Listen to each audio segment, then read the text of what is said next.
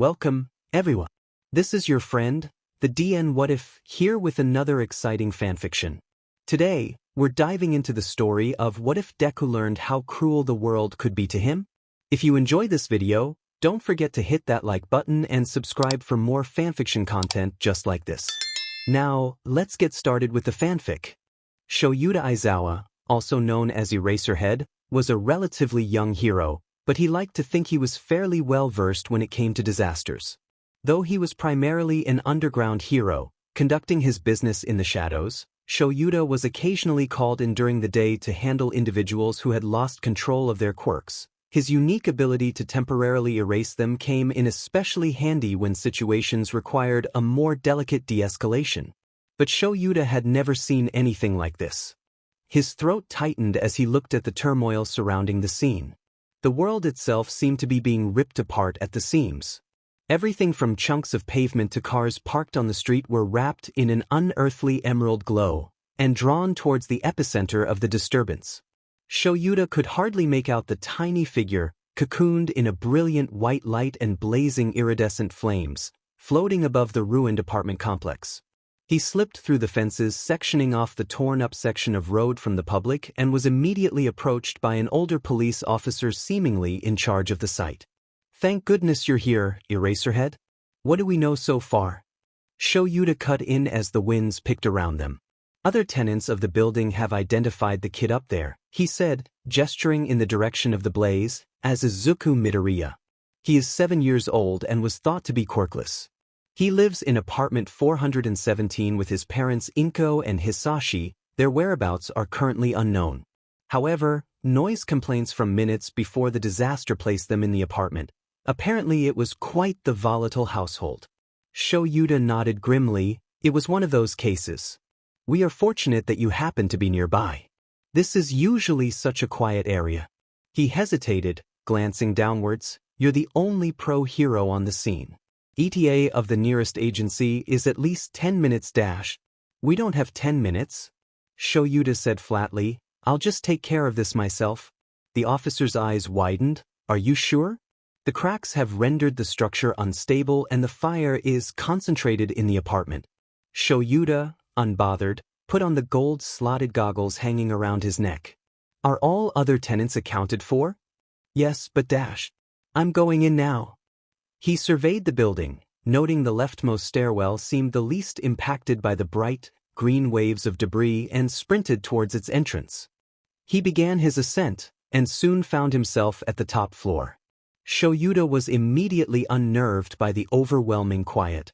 Making his way towards apartment 417, part of him couldn't help but remain awestruck by this kid's, Izuku's, quirk. But what could possibly have triggered such a violent manifestation?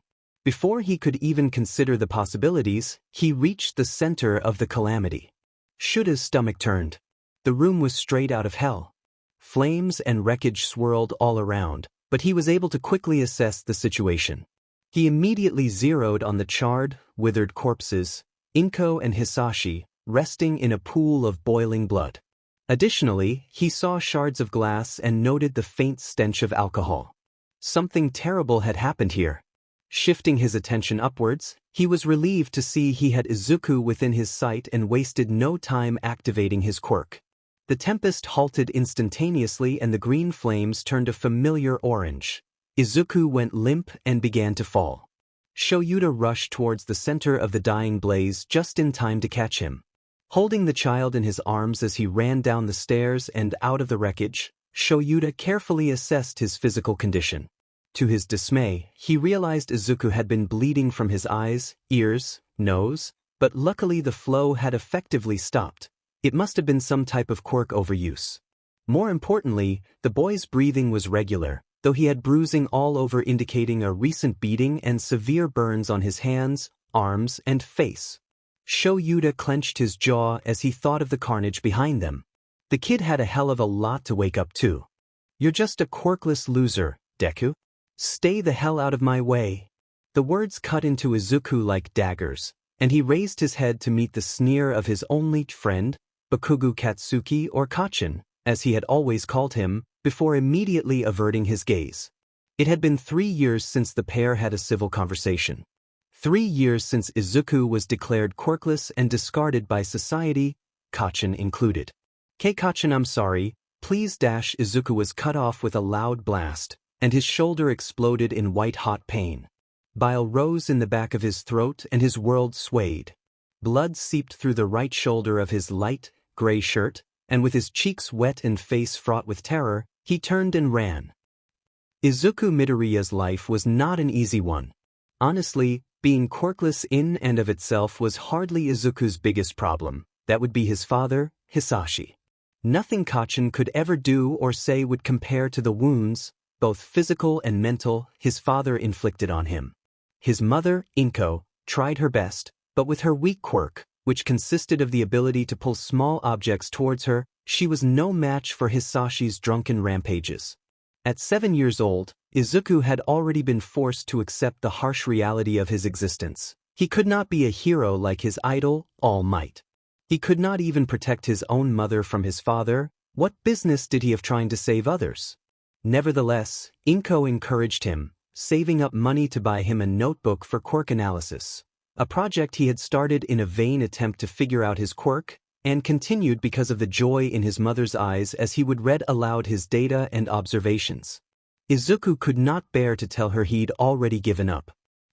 Izuku's lungs burned as his feet pounded against the pavement. He was still reeling that Kacchan had just burnt him. The feeling was despicably familiar, but all of Izuku's scars were courtesy of Hisashi's rage. Kacchan's words hurt, but his fists only left the occasional superficial bruise. Still, Izuku could never truly hate Kacchan. He was his first friend after all. Lost in thought, Izuku forgot to pause at the door and listen for Hisashi. He opened it and his stomach dropped. "What the fuck happened to you?" Hisashi said, his speech slurred and lip curled in disgust. Izuku swallowed. "Nothing, I was just playing with Kacchan, and he set off his quirk by Mr. Dash." "Liar." Hisashi snarled and lunged towards him. Instinctively, Izuku curled his arms into a defensive position, as he felt the suffocating heat of his father's fire rain down. The stinging of his shoulder was immediately dwarfed by the pain coursing through his arms. His vision filled with dark spots, but Izuku just bit his tongue and slumped into a fetal position. Passing out now would only guarantee hell for his mother when she returned home. Useless piece of fucking crap. Hisashi's foot drove into his side. He felt something crack as his ribs erupted in agony. "You're a disgrace." Izuku shut his eyes tightly, his chest throbbing. "You ruined my life."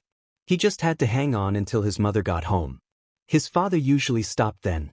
But Izuku had never seen his father like this. He wondered morbidly if he even had that long. Hisashi turned and grabbed the half-empty bottle of liquor stranded on the coffee table. He bent his arm and began to swing in the direction of Izuku's back. At that moment, Inko burst into the room. Her face, though pale, was contorted with rage. Without hesitation, she dove in front of Izuku. "Get away from him!" Her scream was interrupted by the shattering of the bottle on her neck. Izuku stared in horror at the crumpled figure of his mother in the growing pool of red.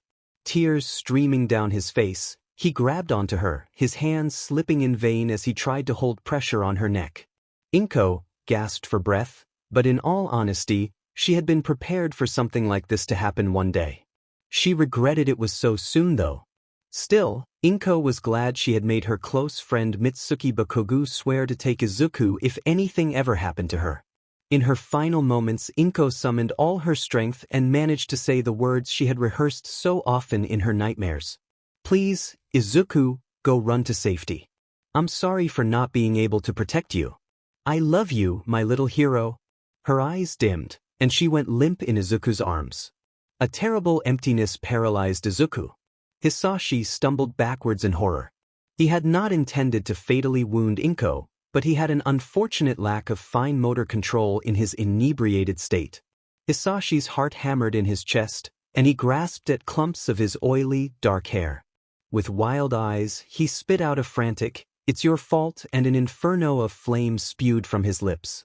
The alcohol covering Inko's body and the surrounding floor ignited instantaneously, and in a flash, the room was ablaze. Izuku could barely react as he heard the ceiling crack above him, and he made the mistake of looking up just in time for a flaming chunk of drywall to strike his left eye. He ignored the excruciating pain and held his mother tightly, despite his hands being consumed by the bright, orange flames coating her now scorching remains. Everything was so hot. Then it wasn't. His vision went white. For a moment, Izuku thought he had died. What with the weightlessness and all-encompassing light, it wasn't too much of a stretch, but before he could come to terms with that reality, the vision in his uninjured eye cleared. He looked down. Izuku realized he was midway between the floor and the ceiling, and that the fire swirling through the apartment had turned a glowing green. He caught a better look at his mother's burnt, mangled corpse and screamed. Izuku felt a mounting pressure in his head as all the debris in the room lifted into the air. Cracks rippled across the walls, emanating outwards. Fragments bathed in green flame whipped round the room as the fire spread faster. Hisashi just watched as terror thundered down upon him. This was impossible. Izuku was 7 years old. It was almost unheard of for a quirk to manifest so late. He took a step backwards to avoid the whirling blaze, but the floor was still wet with Inko's blood and Hisashi fell into the inferno. He died in seconds. Izuku watched in abject horror as the flesh melted off his father's bones. His breath quickened as the verdant tempest grew in intensity. The walls popped and splintered, the ceiling giving way to the sky. Izuku continued to rise, watching numbly as he saw the disaster unfold below. The flames were mostly concentrated in the ruins of his family's apartment, but the fissures spread throughout the building and into the road. Izuku hardly noticed the screams and frantic fleeing of his neighbors, and paid no mind to the police officers on street nor the pro-hero quickly making his way onto the scene. His entire body shook with tremors as he accepted the destruction as his own. This fire, this chaos, it was his. And he was all alone. No, Izuku whispered, he wanted it all to stop. His vision went dark this time. Katsuki stood alone in the park. He had really screwed up. It was useless Deku's fault, he assured himself. Losing control of his quirk just happened sometimes, and he hadn't meant to burn him, just rough him up a bit. He swallowed nervously and dreaded explaining this incident to his mother. Slowly beginning to make his way back home, Katsuki heard the faint wailing of sirens in the distance. It must have been a villain attack of some sort, but what would a villain want in such a boring neighborhood? And why in the middle of the day?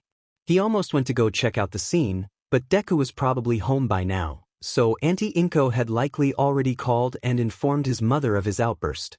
Damn it, the old hag was going to make him do extra chores and call Deku and apologize, the latter being so much worse. Why should he have to say sorry anyways? It was an accident after all.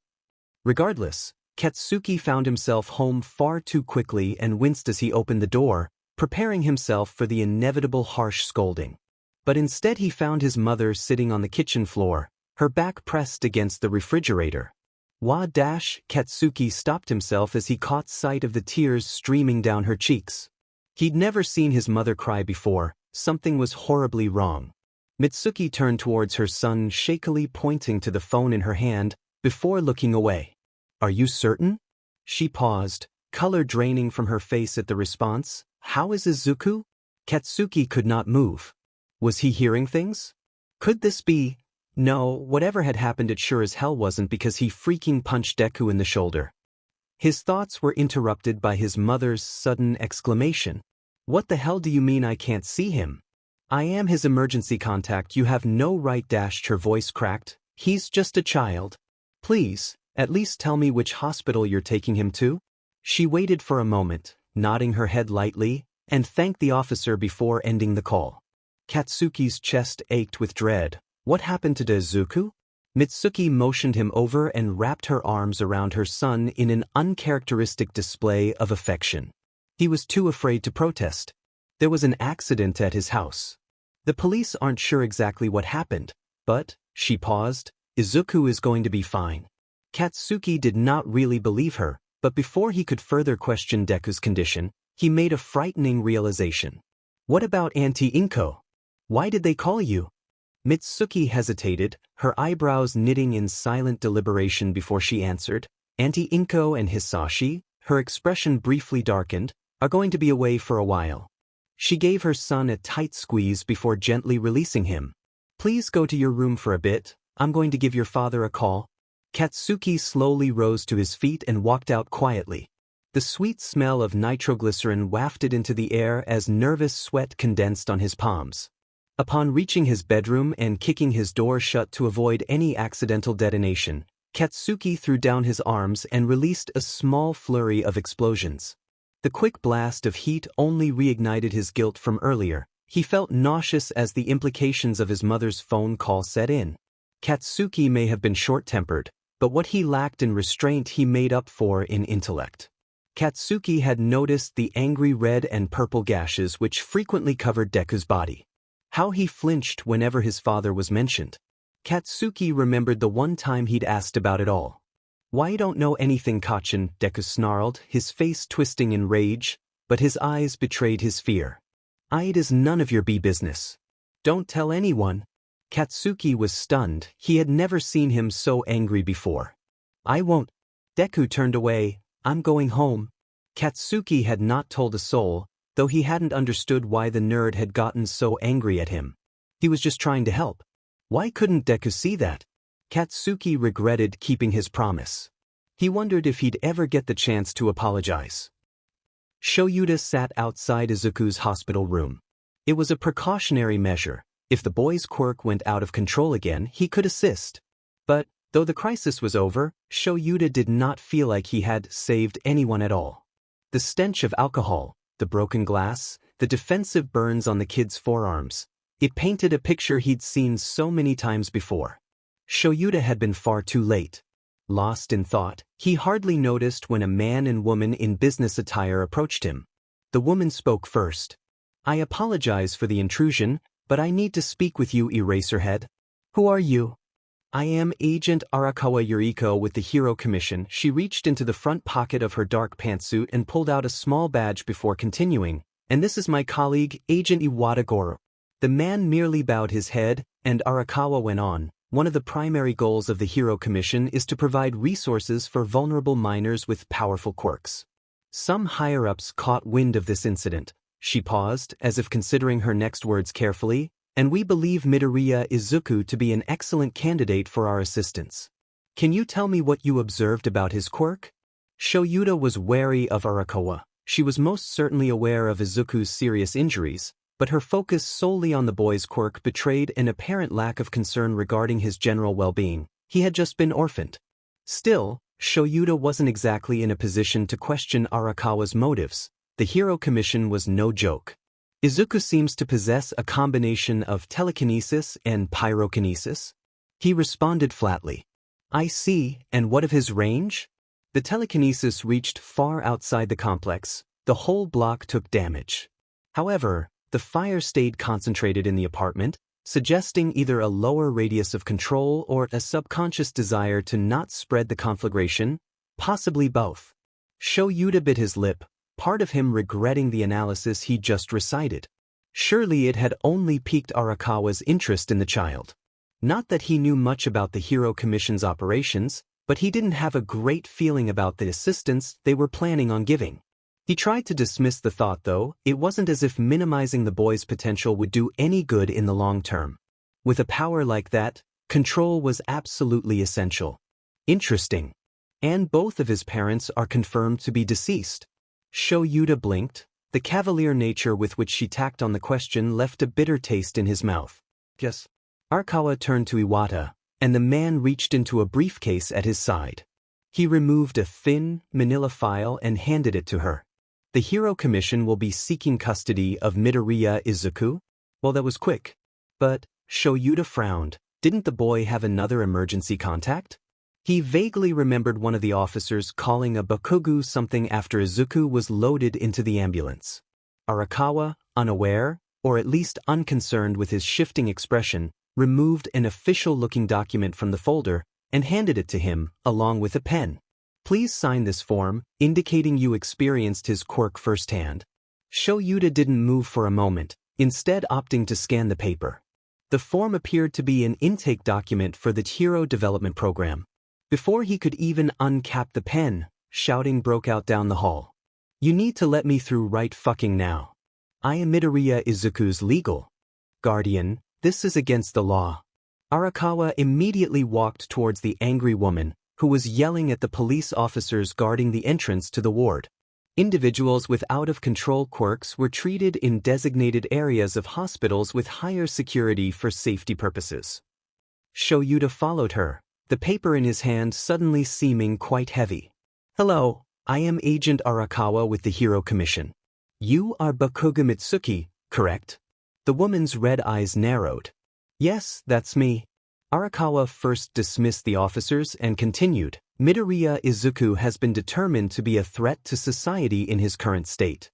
We will provide him with the proper training he requires to be an influential hero. What are you talking about? He isn't doing any hero training. He is 7 years old and was orphaned 2 hours ago. Arakawa interrupted. And did he not play a role in that? How dare you? He's a child. You don't know what that house was like. I'd bet anything it's that drunk, son of bitch Hisashi's fault.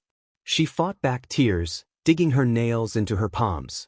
Shoyuta cut in. In my professional opinion, there was a struggle preceding the boy's quirk usage. As such violent manifestations require a highly traumatic event, it is very likely Midoriya Inko was killed in front of him. It doesn't matter. All eyes shifted back to Arakawa, who seemed irritated by Bakugo-san's outburst. He almost certainly killed Midoriya Hisashi and could have killed or injured many more people had the evacuation been any less efficient. Without guidance he most certainly will in the future. Shoyuta couldn't exactly argue with that, and neither could Bakugo-san, though it looked as if she desperately wanted to. Arakawa continued, besides, you do not have a choice. Your status as Midoriya Izuku's legal guardian has been suspended. The blonde woman glared harshly. On what grounds? Sighing in annoyance, Arakawa responded, he is a danger to society. The Hero Commission has the resources he requires. So what? I just hand him over to you people? Bakugo-san hesitated, pressing her lips together as she processed the futility of her situation. At least let me see him. Shoyuta answered quickly, that can be arranged. He looked coldly at Arakawa, daring her to argue. She did not. Glancing back at the form in his hands, he clicked open the pen and scrawled his name inside the box marked Pro Hero Endorsement and Quirk Verification. He knew it was the right, no, the only choice, but handing over the paper Shoyuta could not help but feel shame, as if he had effectively signed the boy's life away. Thank you, Eraserhead. Arakawa looked relieved Bakugo-san had calmed down, the last hints of her frustration giving way to her default cold indifference. She turned to address the woman directly. If you must see Midoriya, it should be now while he is still unconscious. His quirk is currently too unstable for any other type of visitation.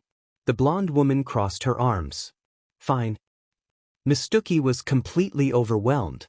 She had rushed to the hospital as soon as her husband Masaru had arrived home from work, and though she hadn't known what to expect, it certainly wasn't this. Following Eraserhead and Arakawa, she considered her position. She couldn't bear the thought of breaking her promise to Inko, yet. Right in here. The doctor, a kind-looking middle-aged woman, had been waiting by Izuku's room. She gestured towards the entrance. Mitsuki paused for a moment, then she opened the door. Bandages covered the boy's arms, torso, neck, and half his face, including his left eye, much to her concern. On the areas of visible skin, there was an abundance of fresh, reddish bruising. Mitsuki could only imagine what damage lay beneath the layers of gauze. However, one particular detail stood out among Izuku's injuries. What happened to his hair? His hair? Eraserhead responded, his eyebrows raised. Mitsuki was beyond confused. Save for an inch or so of green around the roots, it was white. It was completely green this morning. A moment of silence followed, before eyes wide, noted, incredible. It must be quirk-related then. Well, that was a lot to process, but after the initial shock, Mitsuki couldn't care less at the moment, not with the severity of his other injuries. Will he be all right? It was a childish question. After all, that sketchy Hero Commission asshole was obviously confident in the kid's capabilities, but Mitsuki couldn't help herself. The doctor responded promptly, Midoriya has severe burns on his arms, face, and hands.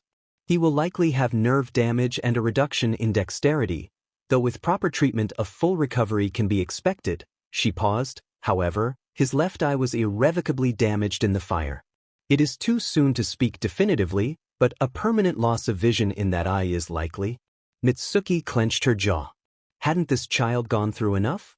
Arakawa's expression softened slightly. Perhaps she did have a heart, and she noted, the boy will have access to the highest quality medical treatment.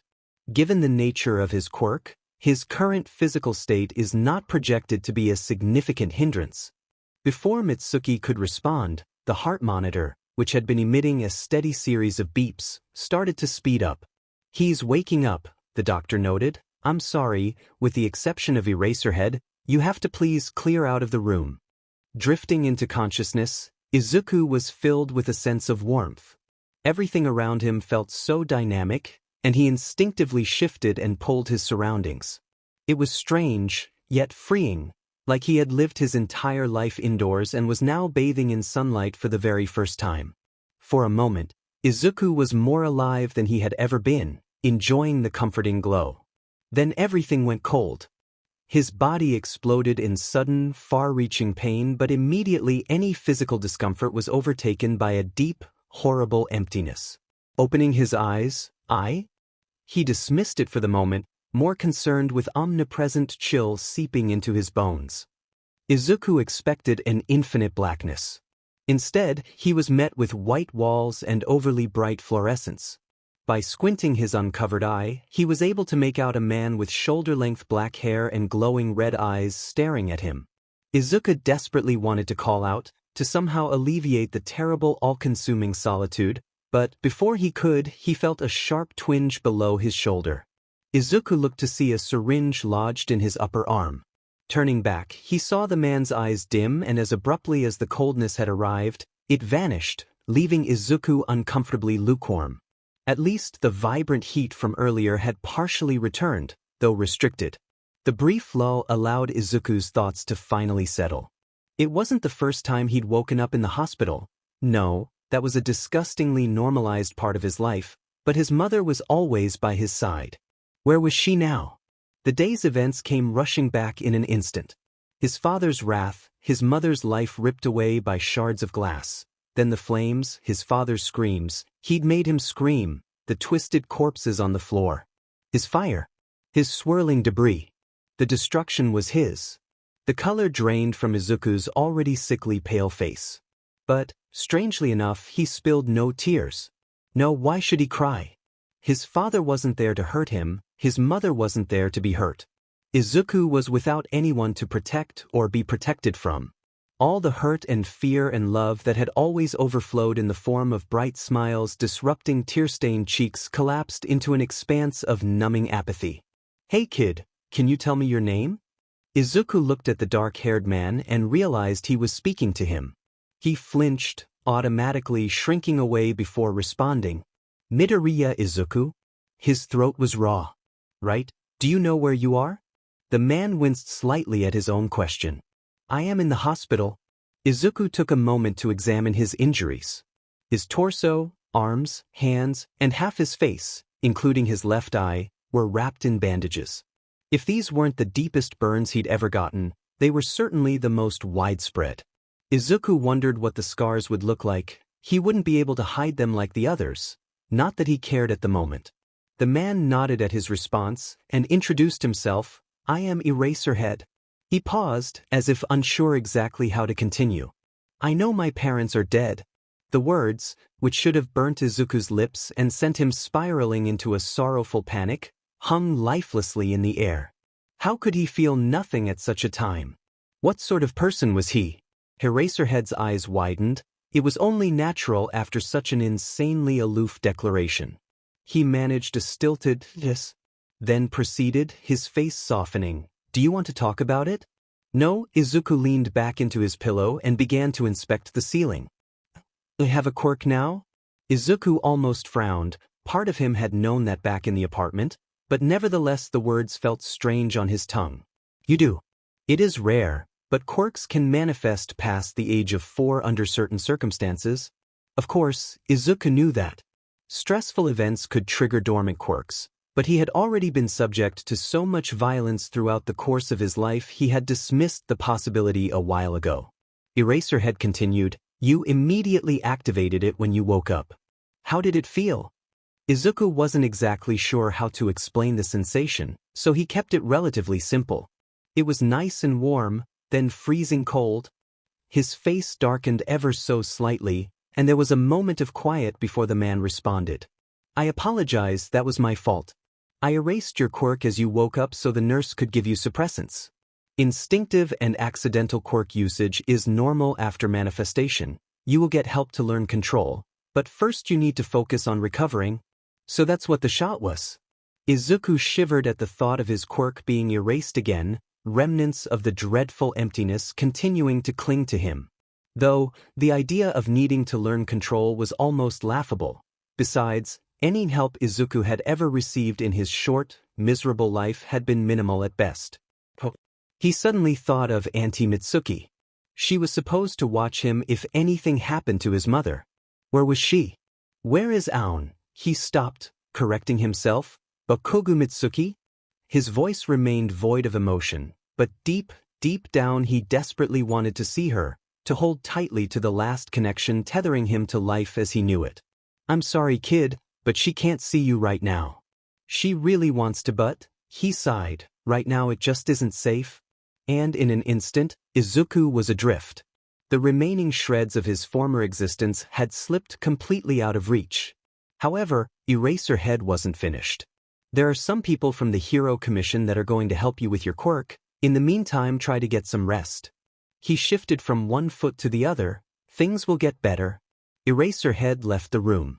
Izuku, even in his disoriented state, recognized the significance of the Hero Commission's involvement. A cold burn rose briefly in his chest before sinking down into the pit of his stomach.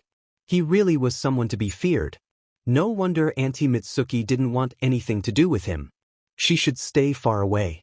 Izuku had plenty of experience with fear. He'd been afraid of his father, sometimes afraid of Kachin, but never of himself. Yet, amazingly, right now he was only scared of himself. The damage Izuku was capable of, there was no one in this world that could love him now. The only person who ever truly did was his mother, and he pushed the thought away. Briefly, Izuku wondered if he'd ever see Kachin again, unsure if he even wanted to. Kachin simply had no place in his new reality, where he was the one needing restraint. He was the one with the power to hurt. He didn't want to hurt him. The glowing green light. His quirk activated instantaneously upon regaining consciousness? Arakawa bombarded Shoyuta with the question before the door to Izuku's room could even fully close. "Yes." Shoyuta responded monotonously.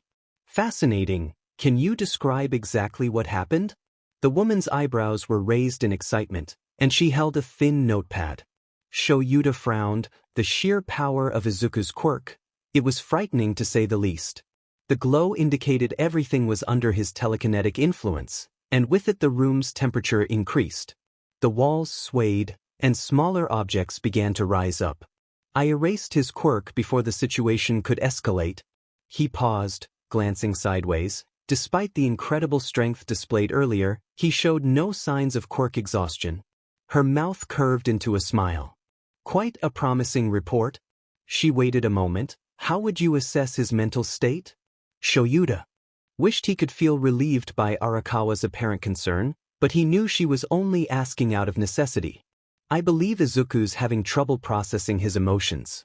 He was startlingly distant, almost apathetic, but given his upbringing, a typical response to such a traumatic event isn't unusual. There's most certainly a terrified child hiding behind that cold exterior." He narrowed his eyes. "Don't forget that." The woman crossed her arms defensively, but her sloping shoulders gave away the slightest hints of shame. Shoyuta went on, "Izuku does not appear to have any memory loss surrounding the incident, but, understandably, he did not wish to speak about it. I have yet to discuss the case with the police, but that will not be an issue."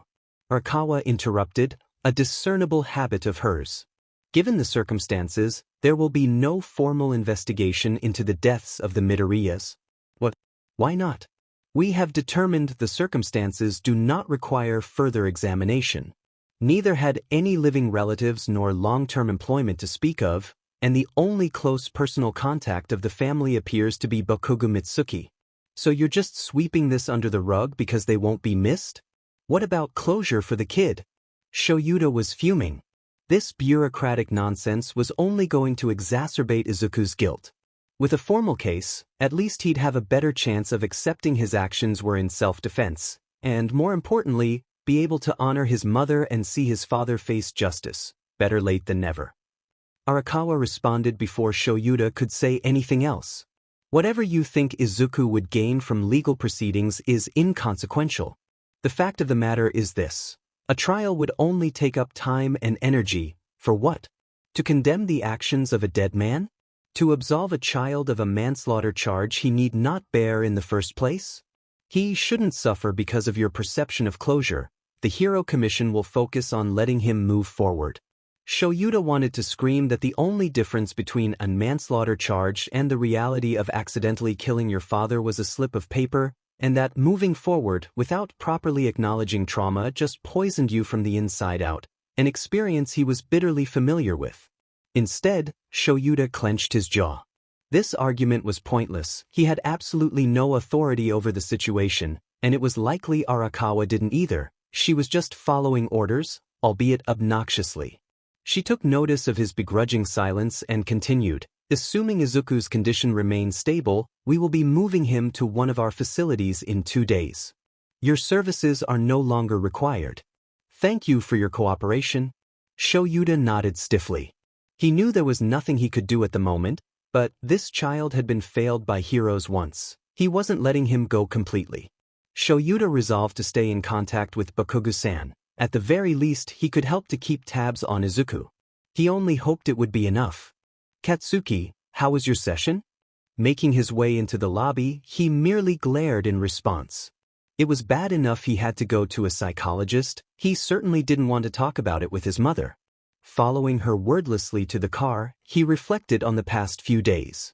When she told him he wouldn't see Deku for a while, Katsuki feared the worst. In a state of panic, he told her all of the awful things he'd done to him. Katsuki thought his mother would be so angry. If he hadn't hurt Deku at the park, none of this would have happened, but instead she just looked sad. Flash forward half a week, and he just had his first therapy appointment. Controlling his anger, what bullcrap. What did it matter if he was pissed off? It was a hero's job to win, not to worry about hurting people's feelings. And Katsuki needed to focus on winning now more than ever. After all, he'd never felt like such a loser. Katsuki knew it was dumb. No one had actually beaten him, there hadn't even been a fight, but part of him was screaming the truth. He had failed. It was all his fault. It was all his fault. It was all his fault. Deku might be annoying, but he didn't deserve all this, and Katsuki was too weak, completely unable to do anything about it. Izuku watched the cityscape pass by through the tinted SUV window. Mothers pushed children in strollers, businessmen rushed around on their lunch breaks, teenagers lounged in cafe patios, everyone was going about their day-to-day activities. The scene seemed so foreign. He found it difficult to process that society just continued on as if nothing had happened. Izuku's only remaining possessions, few photos and his quirk analysis notebooks, lay in a small, black backpack by his feet. He wondered what the training facility Agent Arakawa had spoke of would look like. Catching a glimpse of his own reflection, he frowned. Izuku was shocked and upset when he first looked in a mirror at the hospital. He missed his green hair, it had always reminded him of his mother, and his left eye was still wrapped in bandages. "I'm afraid you're probably going to lose vision in that eye." The doctor looked at Izuku, her brows drawing together in concern as she paused for a moment. "But half-blindness isn't as uncommon as you might think, and once you adjust you will be able to live a normal life." Thinking back, it was almost funny, like he would ever be able to live a normal life. Besides, with all the information thrown at him in the hospital, Izuku couldn't really process the significance of his half-blindness. It just was? He didn't have enough energy to worry about it then. The quirk suppressants had sapped his energy and made concentrating nearly impossible. Now, Izuku was finally off of them, something about needing to flush out his system so they could properly test his quirk, and he still didn't really care. He was preoccupied by the sense of warmth from earlier returning even stronger. It was as if everything around him was vibrating at different frequencies, just begging to be sped up. Izuku had to resist the urge to push and pull at it all. Though he was not doing a great job. The car was noticeably too hot, and glancing towards the passenger seat, Izuku could see beads of sweat forming on Agent Arakawa's forehead. He felt a little guilty, but he couldn't exactly help it, and besides, she wasn't very nice. Now a half hour or so outside the urban area, the car approached the largest building Izuku had ever seen. It was a tall mass of concrete, metal, and glass, reminding him of some kind of industrial factory. Agent Arakawa's face brightened, and she turned back to face Izuku. "We're here." If possible, the building seemed bigger inside. Izuku followed Agent Arakawa through what felt like miles of pristine, identical hallways. Eventually, they turned into a room, and he found himself standing in a sizable office in front of an older man sitting at a desk. "Hello, Izuku. Feel free to please sit down." The man motioned towards a large leather chair opposite his desk. He nodded towards Agent Arakawa, who closed the door and remained standing in the back of the room. Izuku slowly took a seat. He smiled, but it didn't reach his eyes. "You can call me Dr. Kuroda." Izuku managed a short, "Nice to meet you." "It is a pleasure to meet you as well. I understand the last few days have been very difficult, and everything seems very scary right now, but remember we are all here to help you." Dr. Kuroda folded his hands on the table. "Welcome to the Hero Development Program." Hero Development Program? In hindsight, the declaration should not have come as such a surprise. It was the Hero Commission after all, but no one had explicitly told Izuku what was happening, just that he was going to learn to control his quirk. Besides, he had forgotten his dream so long ago, and with everything that happened, surely he couldn't be a hero now. The doctor studied him, his eyes combing over Izuku as if looking for a response. He wanted to plead with Dr. Kuroda that there'd been a mistake, and there was no way he could ever save anyone, but it would have been futile. Izuku wasn't stupid. He knew no one here cared how he felt. It was clear from how little anything was explained to him. They hadn't even mentioned his parents. He wondered if his mother had a proper funeral. So, he remained expressionless, simply nodding his head. Izuku was almost shocked. Staying detached had never been so easy before. He liked it. If the doctor was surprised, he didn't show it, and continued on. "Today you will be examined so we can get some baseline physical information, and then tomorrow we will begin testing your quirk." Quirk testing? Izuku realized he could finally add himself into his analysis books. Really, the journals should seem trivial now, but he found himself suddenly longing for their familiar methodical nature. Yes, Izuku had only kept up with them because of his mother, but the idea of escaping into the world of analysis, especially now when it wouldn't just serve as a painful reminder of his quirkless status, was comforting. As part of the program, all of your needs will be provided for. Dr. Kuroda leaned back into his chair. "You will live here at the facility and have access to the best tutors and training Japan has to offer." Izuku blinked. Tutors? He liked school. It was a safe place for him, relative to home anyway. Despite the bullying and taunts from Kachin and the others, he really did enjoy his studies. He had assumed that he wouldn't be going back to his school, but the concept of personal tutoring was just so far removed from anything Izuku had ever experienced. He hadn't considered not going back at all. However, he wasn't too bothered by the prospect. Besides, once the idea settled in, it wasn't too surprising. Izuku would endanger the other students. "Do you have any questions?" Once again, the doctor pored over Izuku, dispassionately scrutinizing him. It was uncomfortable. Izuku shook his head. "Excellent, Agent Arakawa can show you to your room now." Dr. Kuroda beckoned the woman and handed her a small key card. Izuku stood up, intending to follow Agent Arakawa out of the room, but the doctor had one last parting message. "We are expecting great things from you, Izuku." The words rang in his ears as he returned to the monotonous expanse of hallways. Nothing had ever been expected of him before. Was this how it felt to be strong? Name, Midoriya Izuku. Quirk, Atom Fire Matter Control. Description, can increase the speed of molecules. Capabilities, push/pull matter, including self. Increased temperature of matter, melts or bursts into flame, can control externally created fire as well. Send shock waves through material, results in cracks. Can sense surrounding matter, X can determine location/speed of projectiles. Physical characteristics. Higher than normal body temperature. Can get slight fever when using quirk on self, though body temperature runs high. Accidentally heats up surroundings. Heating of manipulated matter is hard to control, especially of biological material. Izuku sat in his barren room. It was nice enough, consisting of a bed, nightstand, desk, small bookshelf, home to his notebooks, and attached bathroom. The door was locked from the outside, but he didn't really care. It wasn't as if he had somewhere else to be. During the past couple days, Izuku had gone through rigorous testing. For the most part, using his quirk felt safe and freeing, but the entropy of a system wants to increase. He tried his best to limit the urge to stir up his surroundings, but the moment Izuku got the slightest bit temperamental, everything always descended into chaos. He stared at the last line of his own analysis page, his mind drifting back to yesterday's disastrous session. They were testing him against biological dummies. The idea was simple enough. Some quirks interact differently with living and non-living entities, but it felt a little unnecessary. Earlier, Izuku had successfully been able to manipulate some saplings, though they had seemed more combustible than inorganic matter with similar flammability, and the dummy in front of him was far too humanoid for Izuku's liking. Still, he felt the familiar cloak of heat wrapping around him as he focused on levitating it. The instant Izuku's power reached the dummy, he sensed something was very wrong. The matter was moving way too fast. Panicking, he tried in vain to slow the molecules down, but it was to no avail. In seconds, the stench of burnt flesh filled the air, and the flaming dummy was violently thrashed about, flailing and twisting faster as he completely lost control. The fire, the smell, the body, it was just like before. Izuku screamed.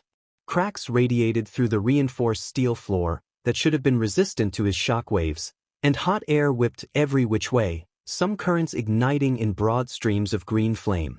Izuku started to rise, this time painfully aware of turmoil he'd caused. The dummy body was so easy to burn.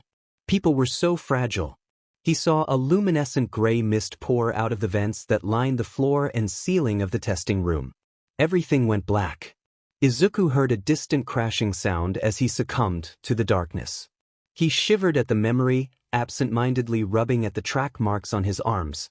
They'd injected him with quirk suppressants as a preventative measure after the gas had rendered him unconscious.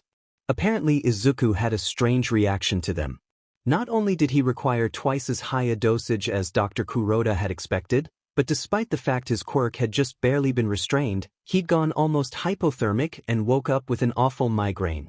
Individuals with emitter-type quirks most often experienced acute mental distress from suppressants, but there shouldn't have been any physical symptoms. The doctor was quite excited by that development. Izuku's thoughts were interrupted by the door opening. He turned to face Nurse Suzuki, a tall woman with cropped red hair and tired eyes. She was holding a small tray with medical equipment. "Good morning, Izuku. Did you sleep well?" False concern, he noted. After all, his room had cameras, and he'd been sedated. "Yes." Izuku returned his focus to his notebook. Nurse Suzuki continued, "Good. If you could please relax, I'll be removing the bandages over your eye now." He complied, and the woman began taking off the dressings. The covered skin was sensitive, but the process was short and relatively painless. "You can try opening your eye. It's okay if you can't see out of it." Izuku opened his left eye and looked at Nurse Suzuki. She was glowing? There seemed to be a light emanating from her torso. He blinked. It was still there. "How is your vision?" Izuku shut his healthy eye and examined the woman again. Now he could only see the light, everything else was dark. It wasn't a specific color exactly, it kept shifting despite a constant luminosity, but somehow he could tell it was Nurse Suzuki, as if he was looking at her face. "I can see a light with my left eye. I think it is coming from you," he said candidly. She frowned in confusion. "I will alert Dr. Kuroda. In the meantime, would you like a mirror?" Izuku paused, then nodded. and the woman handed him one off her tray. He inhaled sharply. A jagged, dark burn scar cut over his eye. As to his eye, it was an eerie milky green and did not look like it should be seeing much of anything. Izuku was almost frightened by his reflection. He'd always been fairly plain-looking, his formerly green hair being his most outstanding feature. Now he looked scary. Izuku guessed it was fitting. Later, he met with Dr. Kuroda who, upon listening to Izuku's observations, immediately dedicated the rest of the day to determining the specifics of his eye's ability. It appeared that his eye could detect people's auras. Each was unique, though the brightness remained the same, and the stronger a person's quirk, the more saturated the light. Izuku could recognize people by their auras, even if their face was covered, though the person's figure had to be apparent. So it worked if someone was masked/dressed head to toe, but not if they were standing behind a wall or under a blanket. Dr. Kuroda hypothesized that because his quirk had manifested immediately after his eye was injured, it responded to the physical stress by developing his matter-sensing capabilities in that area. Izuku was fascinated by this new, non-lethal component of his quirk, but he didn't have too much time to theorize about it. Tomorrow was the official start of his training. Standing behind a large window, Izuku watched the session going on in the main floor. He'd been told there were currently 2 other children, or trainees, in this facility, but they were already highly skilled, so Izuku would be practicing separately for the time being. Izuku's trainer, an overly enthusiastic man who went by Mori-sensei, turned to him. "Quite impressive, right?" Izuku nodded. It was almost like watching pro heroes on TV. They were both boys and by the looks of it much older than him. Their auras were incredibly dense, and he was almost overwhelmed by the magnitude of their presence. It felt strangely heavy. "That's Kigo," Mori-sensei gestured towards the blonde boy with red wings, who was currently using his feathers to intercept spheres fired from the opposite wall. Kigo's control of each feather was amazing, but the speed with which he deflected the projectiles was on a whole different level. Izuku felt them slice through the air faster than he could visually process.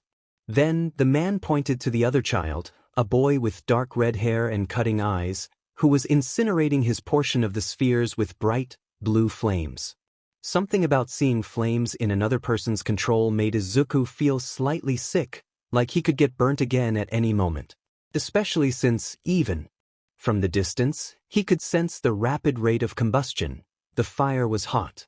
At least as hot as Izuku's, if not more so. And that's Tuya. It had been about a month since Shoyuta had vowed to keep tabs on Izuku. The hero development program was fairly top secret, so he hadn't had much luck investigating it directly. However, he had succeeded in one key discovery. Apparently there was a fine legal line between temporary custody of indeterminate length and permanent custody. As the Hero Commission only had authority on the former, there was the chance of Mitsuki, as she'd insisted on being called, possibly gaining guardianship of Izuku in the future. Unfortunately, that day was a long way off, and more unfortunately, the only way Shoyuta had of estimating just how long was calling his only Hero Commission contact, Agent Arakawa. So, Shoyuta found himself ruining a perfectly good morning, well, technically afternoon, he'd been patrolling all night, by dialing her number. Agent Arakawa speaking. Her voice was even and unbothered. "Hello, this is the Pro-Hero Eraserhead. I am calling to follow up on the treatment of Midoriya Izuku. I'm sorry that information is classified " "Please," Shoyuta interrupted for once, "just a general comment." There was a moment of quiet, then Arakawa responded, "He is making progress and seems to be adjusting adequately." He breathed a sigh of relief. Shoyuta knew she wouldn't actually tell him any significantly negative information on the boy's condition, but it didn't seem like she was lying. "That is good to hear. May I ask when he will be allowed to see Bakugo-san? She still has rights to permanent custody." It was a risky question, but Shoyuta knew visitation was a critical first step. He planned to call and request periodically. After all, she would have to respond eventually. Another pause followed, this one far longer than the last. "Not for at least another 6 months, she said hesitantly. "If you really want to arrange a visit, ask again then." When was the last time Shoyuta had been pleasantly surprised? Part of him desperately wanted to ask what prompted this change of heart, but he knew better than to look a gift horse in the mouth. So, he kept his response simple. Thank you. You're welcome. Is that all? Arakawa's tone slipped back to its usual harshness. Yes. The line beeped signifying the end of the call. 6 months, he'd have to let Mitsuki know. We're doing something a little different today. Izuku just stared at Mori-sensei. He'd only just settled into the rhythm of the past couple weeks. Physical conditioning in the morning. He was pretty weak from perpetual malnourishment, followed by a tutoring session and then long hours of quirk training. Though, before Izuku could ask exactly he meant, the door opened and his stomach dropped. Hello, Tuya. Thanks for helping out with Izuku's training today. Mori-sensei said brightly. Izuku had met Tuya and Kigo before. They all had mandatory, free time once a week. Additionally, unlike most adults at the Hero Commission, Mori-sensei occasionally remembered they were children and let them play in an empty gym. However, Izuku had been largely uninterested in interacting with the other two. He never had good friends before, Kachin didn't count, and besides they were way older than him, 5 years older, and probably only being nice because they had to. Also, Tuya made him uneasy. Every time the boy used his quirk, Izuku was reminded of his father. It was strange. Initially he was afraid of getting hurt, but as his training progressed, he became more afraid of losing control. Strong emotions were dangerous, fear was dangerous, and the frequent injections of suppressants served as a painful reminder. Izuku was dangerous. It's no trouble. Tuya walked over to where he and Mori-sensei were standing and smiled at Izuku. We'll be testing how his flame control is affected by fire quirk users. Okay, so this was going to be awful. It wasn't like Izuku didn't want to know. In fact, he was admittedly very curious. His quirk did fascinate him even if he hated it, but the looming risk of a flare-up stifled his curiosity. Whatever, he didn't have a choice anyway. Mori-sensei continued, start by releasing a little flame. Tuya nodded and was instantly cloaked in a light blue blaze. Izuku instinctively flinched away but managed to resist the urge to stumble backwards. Izuku, can you try and move it around? He took a deep breath and focused on feeling the flames. The molecules buzzed and crashed together, and he gave in to the constant pressure to speed it all up. Tuya's flames brightened and grew in intensity, and Izuku tried to push them away. Immediately, the fire turned a brilliant green and an innumerable blend of scalding currents ripped it away. The wisps of flame zipped off in different directions and in seconds they were all completely extinguished. An astonished silence filled the air. Then Tuya spoke, his eyes wide. Wow. That was incredible. Izuku was confused at his excitement. He'd just stolen his flames, wasn't that a bad thing? Mori-sensei interrupted his thoughts. Yes, well done. Let's do it again, this time try and pull it towards you. Well, that sounded like a terrible plan. Izuku wanted the fire away from him. Still, Tuya lit up and Izuku tried to draw the blaze in. This time, flows of emerald flames rushed in his direction, converging and wrapping around him in a swirling conflagration. He panicked. And then came the flare-up. The room's temperature rose as a bright, white glow illuminated Izuku's surroundings. His arms began to bend in a defensive position, an entirely pointless reflex since Izuku had yet to really burn himself with his own fire, but the motion was interrupted by Mori-sensei gripping his sleeve, preventing him from involuntarily levitating, and injecting him with a syringe of suppressants. Mori-sensei's quirk, shooting laser beams from his palms, meant he had a fairly high heat tolerance and was thus able to reach through fire without injury. After the second flare-up he'd started keeping suppressants in his utility belt to prevent things from getting out of hand. Izuku failed to appreciate the preparedness as he fell to his knees, gasping for breath as the bone-chilling cold seeped through his veins. Whoa, what was that? Is he okay? Tuya had moved out of range of the conflagration and was now knitting his brows in concern. Yes, no need to worry. He is still learning control, so dampening the effect of his quirk allows him to safely calm down. He moved his gaze to Izuku, who had begun to shiver. That was a promising start. I'll go get Nurse Suzuki to take you back to your room. The man left, and Tuya approached Izuku, crouching down beside him. He frowned, noticing his trembling. Are you cold? Izuku looked away. Why couldn't he just leave him alone already? Yes. he said flatly. Tuya's frown deepened, and he shifted uncomfortably. Do you want me to warm you up? He couldn't respond fast enough, no. The thought of more fire swirling around him, especially in this indefensible state, was simply unbearable. The red-haired boy hesitated again, his lips pressing together in silent deliberation. If you just take my hands, I can do it without visible flames. Izuku's mouth opened slightly as he stared at Tuya. Without visible flames? For a moment, he wondered how he knew that was the problem, but on second thought it was painfully obvious given his behavior. Izuku would probably be embarrassed if he wasn't so cold. With his head pounding, the migraine was already starting, Izuku shakily grabbed onto Tuya's outstretched hands. Instantly, he felt a comforting heat emanate from the touch. Izuku let himself warm up for a bit, before withdrawing his arms. Even in his suppressed state it was dangerous for him to have prolonged physical contact with others. He'd accidentally heat them up. Glancing to his side, Izuku managed a quiet, "Thank you." Tuya smiled. "Anytime," his face softened, "and I'm here if you ever want to talk." Confused, Izuku nodded. Maybe Tuya wasn't afraid because he also had a fire quirk? He probably should still be afraid. But, scared or not, why was he being so nice? There was nothing Izuku could do for him. Is this what heroes were like? At that moment, Mori-sensei re-entered the room, accompanied by Nurse Suzuki. "Come Izuku, let's go," she said, holding out an insulated, gray blanket, meant to keep him from going hypothermic on suppressants. After getting up and walking over, he wrapped the fabric around himself, and noted just how much warmer he felt than usual. Looking over at Tuya once more, Izuku hesitated, then waved goodbye. It was the least he could after he was so kind. He wanted to see him again soon. The boy grinned and waved back. "How much weight can your feathers support?" Kigo looked at Izuku, who was sitting next to him on the couch in the common room, writing information about his quirk in a notebook. Just what sort of kid spent the entirety of their 2 hours off a week taking notes?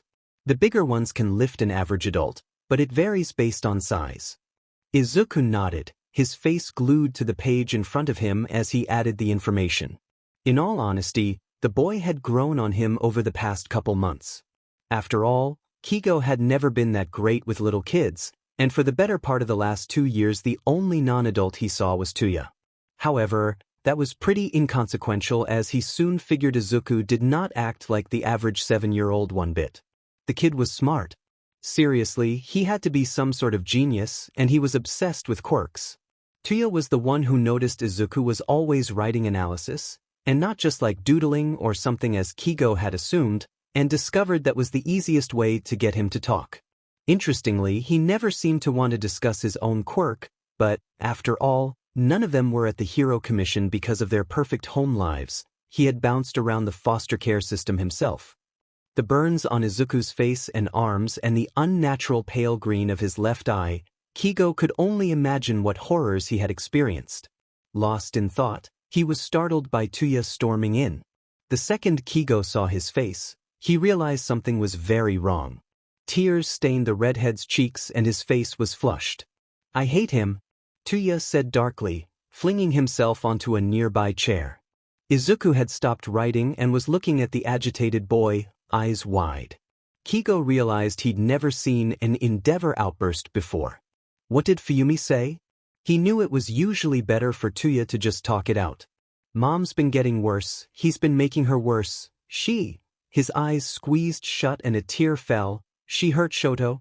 He let out a light sob. "Shit. This was bad."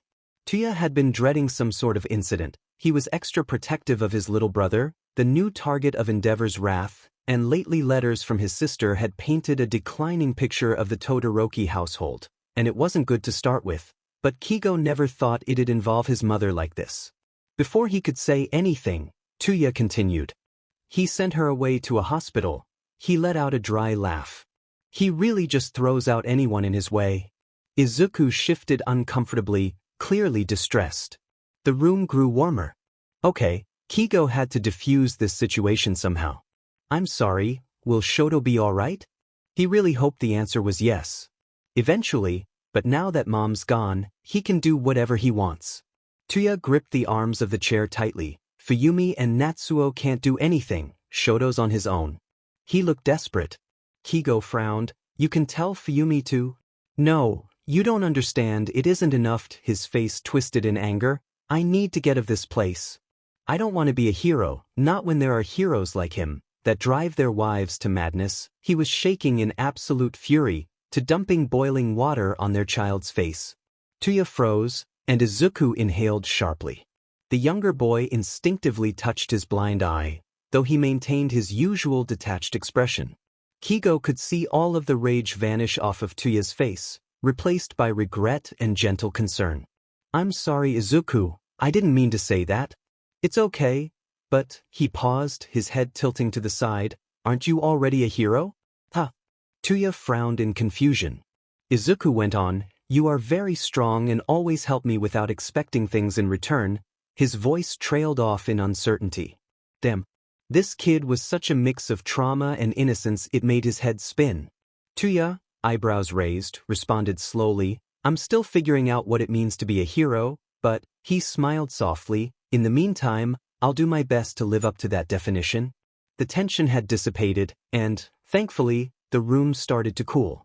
Kigo looked over at Izuku, who had already returned to his notebook and was now sketching little diagrams of feathers. Tuya, still calming down, had turned on the TV mounted in the corner and was distracting himself by flipping through the channels. There wasn't much to choose from, and he settled on a local news broadcast. Breathing a sigh of relief, Kigo let himself relax. Crisis averted for now. Sometimes life goes in an unexpected direction. Katsuki. He's going to be here in 20 minutes. Is the room ready? His mother shouted from downstairs. Yes. Of course it is, Hag. It's been ready for days. He stared at the soon-to-be not empty guest room, barely able to wrap his mind around the current situation. 5 years. 5 fucking years since he'd seen Deku, and now he was moving in across the hall? This was insane. So much had changed. Katsuki touched one of his hearing aids, wondering briefly what he'd think, before dismissing the idea. Wasn't Deku half-blind now anyway? He wouldn't care. God, this was all ridiculous. Since Deku had been taken, was that the right word, by the Hero Commission, his mother had visited him sporadically. She'd asked Katsuki if he'd wanted to join her, but how could he look him in the face after everything that had happened? He never did. Eventually, with the help of some underground hero, Eraserface, she managed to get partial custody of Deku, and for 5 nights a week he'd be living with them. His mother would not shut up about how Katsuki was not supposed to ask about his scars, eye or hair. Apparently it was part white. It pissed him off that she thought he'd be that rude. But regardless, it wasn't like Katsuki gave a shit about any of that anyway. Not when Deku had a quirk. Walking by Deku's apartment building, Katsuki was shocked. Construction had hardly started, and the scene was effectively untouched. It looked like an earthquake had leveled the block. Vast trails of ash streaked across the outside of the ruined complex, and the street was a torn-up sea of cracked pavement. His mom had told him not to go, but obviously Katsuki couldn't help himself. It had been on the news, violent quirk manifestation levels apartment building, but he still didn't believe it. Not when Deku never went back to school. Not when they went to Auntie Inko's funeral. Not even when his father sat him down and told him with complete certainty that Deku had a crazy strong quirk now. Katsuki just had to see for himself. But, looking at the wreckage, he wasn't thinking about Deku's power. All he felt was a deep, terrible regret. Katsuki, get down here. I swear to God, did you turn your hearing aids off? He blinked, realizing he'd totally zoned out. Quit it. I'll be right there. The doorbell rang. Running down the stairs, he arrived just in time to see his mother open the door. Deku looked completely different. Not just appearance-wise, he'd expected that. No, his expression was so unbothered. It hit him all at once. The Deku who'd run away crying that day at the park was long gone, and the boy in front of him? He didn't know him at all. Hey Kaken. Long time no see. Katsuki froze, trying desperately to form some sort of coherent response. He should say his real name, right? How could he call him Deku after all this time? After all he did? Why Izuku, it's been a while. What the fuck was wrong with him? God, that sounded so dumb. Raising his eyebrows, Deku looked almost amused at Katsuki's train wreck of a greeting, but he didn't comment on it. Izuku, it's so good to see you. His mother smiled warmly, though her face darkened slightly as a woman with black hair stepped out from behind him. Hello Bakugo-san, if you have a moment we need to discuss his schedule? Sure, her lips pressed together in annoyance. Katsuki, why don't you show Izuku to his room? Right, sure. Jesus Christ. Deku stepped forward and behind him floated two mid-sized black duffels, both glowing a faint green. Guess he didn't need help with his bags. Katsuki continued, it's this way, lamely gesturing towards the stairs before turning in their direction. Thank you for the hospitality, Auntie. Deku bowed his head, before following Katsuki out of the room. The stairwell and subsequent hallway were narrow, but Deku had no trouble manipulating the duffels. In fact, he was seemingly paying them no mind, instead opting to make Katsuki as uncomfortable as possible in the form of small talk. Wow, everything is just like I remember. Deku stood outside the guest's room, marveling at his surroundings. Yeah, for fashion designers my parents don't like redecorating. He winced at his own shitty attempt at humor. The other boy nodded and stepped inside the room, setting the duffels down next to the bed. Late afternoon sun poured through the window, and as the initial shock mostly vanished, Katsuki examined him again. Deku's left eye was a little unnerving, what with the angry, red scar cutting across it, the milky green iris, and lack of a pupil. It made him feel sick. It was his fault. The white hair was strange, but his green roots almost made it look like a stylistic choice instead of a side effect of quirk usage. Of course, the pale, yellow Hawks hoodie hanging off of him betrayed that particular theory. Hawks was some up-and-coming hero, maybe Deku was a fan. He looked a little tired and was absent-mindedly touching his wrists, which were wrapped in some weird black bandages. Katsuki frowned, what the hell were those? Deku noticed the shift in his expression, and raised his arms.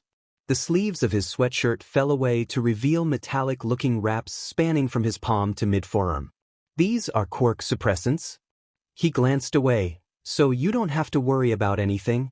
He blinked. Worry about anything? And he was on suppressants right now? One of the duffels glowed green again, and a small case levitated out and into Deku's hand. If something happens though, these are stronger ones. He opened the case to reveal a set of syringes. If something happens? What the hell are you talking about? Crap. Katsuki hadn't meant to say it like that, but he was just so confused. Deku closed the case and floated it onto the nightstand. Sometimes I have flare-ups, he paused, frowning slightly, and my quirk becomes difficult to control. Katsuki had only ever heard of quirk suppressants being used in places like hospitals and prisons, never to help a person manage their quirk. But also shouldn't they, like, suppress quirks? Why could Deku use his? And from what he'd seen, he had fairly good control. This was all so weird, but before Katsuki could think to say anything, Deku continued. If I have one, it will be during the night, but I'm always on enough suppressants here I won't be able to do much, and once I get the injection, everything will be fine. He tugged his sleeves back down, nearly covering both his hands, bandages and all, so, like I said, you don't have anything to worry about.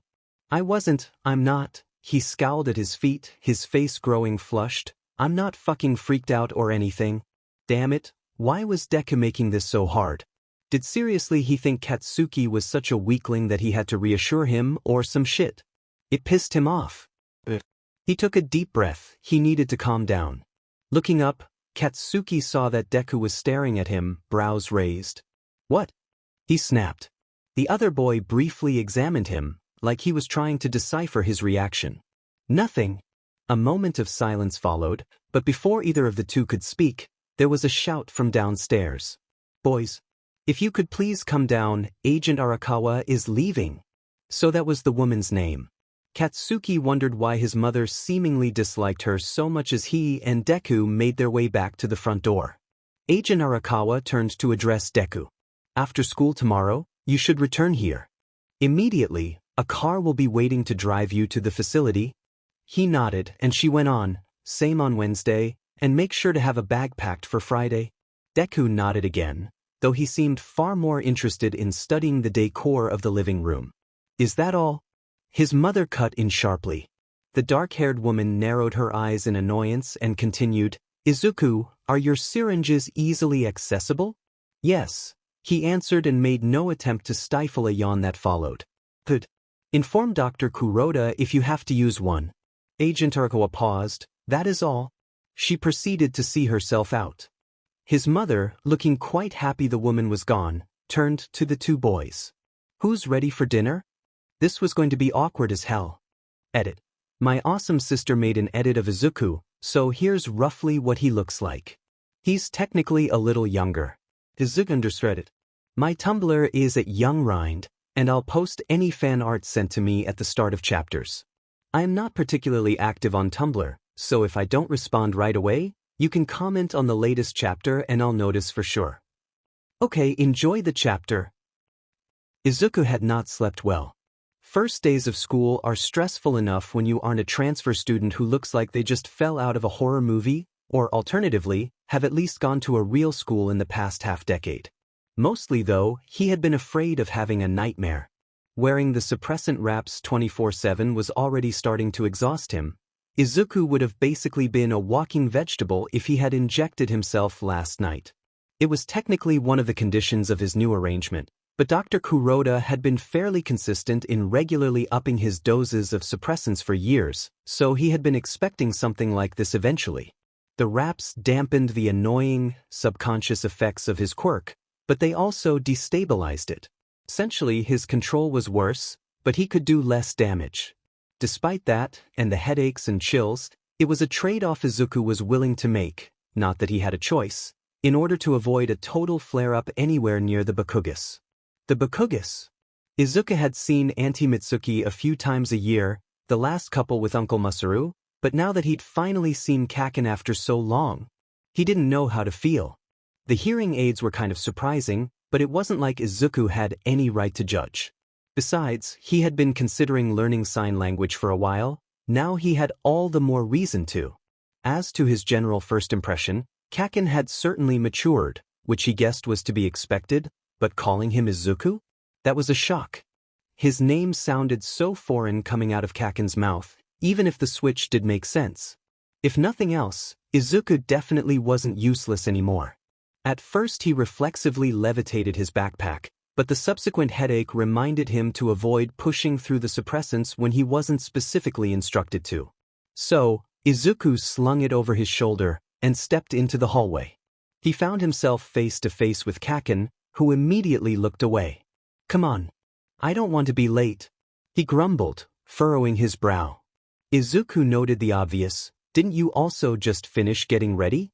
Kaken's head snapped up and his face reddened, but he didn't respond. Beginning to make his way downstairs, Izuku was hit with a wave of nostalgia. The sound of Auntie Mitsuki cooking in the kitchen, it reminded him of a simpler life. He pushed the memories away, thinking about those days never helped anything. And the last thing Izuku needed right now was extra stress. This is Midoriya Izuku. He will be transferring into the class today. The teacher, a plain-looking middle-aged man, turned to Izuku. Bowing his head, Izuku addressed the room, nice to meet you all. For better or for worse, Kaken wasn't in his class, so he had the chance to make a good first impression, not that he planned on making friends, being a social pariah would merely be an inconvenience. A boy near the back raised his hand. What's your quirk? That was an easy question. My quirk is called matter control. It allows me to manipulate molecules, so I can pull and push objects towards me, as well as manipulate their heat. A buzz of excited chatter overtook the room, the initial shock at his unusual appearance morphing into awe at his impressive-sounding quirk. It was only natural. Assuming there are no other questions, Midoriya, you may take your seat. Izuku nodded and headed over to his desk. It was the leftmost one in the front row, likely courtesy of being half-blind. Not that such accommodations were really necessary. The only significant drawbacks were decreased peripheral vision and a lack of distance perception, both of which were mostly compensated for by his quirk. The teacher started speaking, and Izuku immediately began to take notes, a floating pencil dancing across his page leaving a font-like script. He felt the stares of his classmates and remembered that writing via telekinesis was, in fact, uncommon. Whatever, Izuku couldn't really do anything about it. His hands had lasting damage from the burns from that day, so they would cramp up if he wrote for more than an hour. Besides, Dr. Kuroda had instructed him to only write using his quirk about a year into training to develop his precision, which had worked. The drawback was the lack of practice weakened his muscles, resulting in more frequent spasms and leaving his actual handwriting almost unreadable. As the class dragged on, Izuku's head started to throb. The suppressants were really taking their toll. Thankfully, he basically only had to concentrate on writing, as the material was relatively simple compared to the rigorous tutoring he'd been through. There was a sudden clang, as a girl a few seats away knocked over her bottle of water. Without even looking in her direction, Izuku simultaneously suspended the liquid in the air and lifted the bottle, proceeding to funnel every last drop back in, before setting it back on the desk and screwing on the cap for good measure. Izuku stopped taking notes. The room had gone completely quiet, even the teacher was staring at him slack-jawed. At that moment, the lunch bell rang, and for a second, no one moved. Then, the girl was the first to speak. "Thank you," she stammered. With the tension having been dissipated, everyone began to get up. The silence gave way to scattered conversation. That was insane. A quirk like that, don't want to get on his bad side? He could probably beat Bakugo, you know? The thought of fighting anyone here, especially Kaken, made his blood run cold. These students, he wasn't like them at all. He hadn't been for a long time. Izuku avoided looking at anyone while he packed his bag. Dr. Kuroda had been right, this was a mistake. Katsuki was not in a good mood. At lunch, Deku was the talk of the entire school. He'd levitated some drink in class or something, and apparently that was, like, the news of the century. All these fucking extras were freaking out and spreading baseless rumors. Saying shit like he got expelled from his last school for fighting or that the scars on his face were from a villain attack, which was actually the truth, not that they would know. Seeing Deku eat alone, approached every few minutes or so by groups of dumbasses, hungry for a glimpse of the fabled transfer student, Katsuki had almost considered inviting him to sit at his table. But why would he ever want to sit with him, should he? The nerd clearly could take care of himself. The last period had just ended, and Katsuki was ready to go home. He obviously had to walk back with Deku, which seemed worse than walking to school this morning had been, as, if nothing else, the shitty day had served as a reminder of just how insane the situation was. All this stuff about that transfer student, Midoriya, is totally crazy. He glanced up to see Tsubasa, one of the idiots who'd attached themselves to Katsuki over the years. The boy's leathery wings shifted slightly and his eyes narrowed as he continued. His name, though, is he that wimp from elementary school? Katsuki stiffened. Damn it, how was he supposed to respond? Tsubasa, lost in thought, interrupted. What did you call him? It meant useless, right? No. Angered coursed through him. If Katsuki was trying so hard not to say that awful old nickname, he sure as hell didn't want anyone else saying it, and so casually too, it pissed him the fuck off. I called him Deku. He snapped and then froze. Deku was standing at the door to the classroom, waiting for him. He'd heard him. Why was he like this? Just shut the hell up. Katsuki mumbled and stormed out. As they walked, he avoided looking at Deku, who had fallen into stride next to him. Why wasn't he saying anything? Neither of them attempted to speak for a while, but eventually Katsuki couldn't take it anymore. He halted abruptly. Say something. Deku stopped and turned to face him. What? His face was completely expressionless. Looking down at his feet, Katsuki went on shakily, Why aren't you getting upset, yelling at me, crying, you hate that name? His vision grew cloudy with tears and he balled his hands into fists. Why are you acting like you don't care? The words seemed to echo across the empty street. After what might as well have been an eternity, Deku spoke. I don't. A wave of memories washed over Katsuki. That's a perfect name for a quirkless piece of trash like you. He smirked at the younger boy while the other kids in the group started to laugh in agreement. Kaken, why would you say that?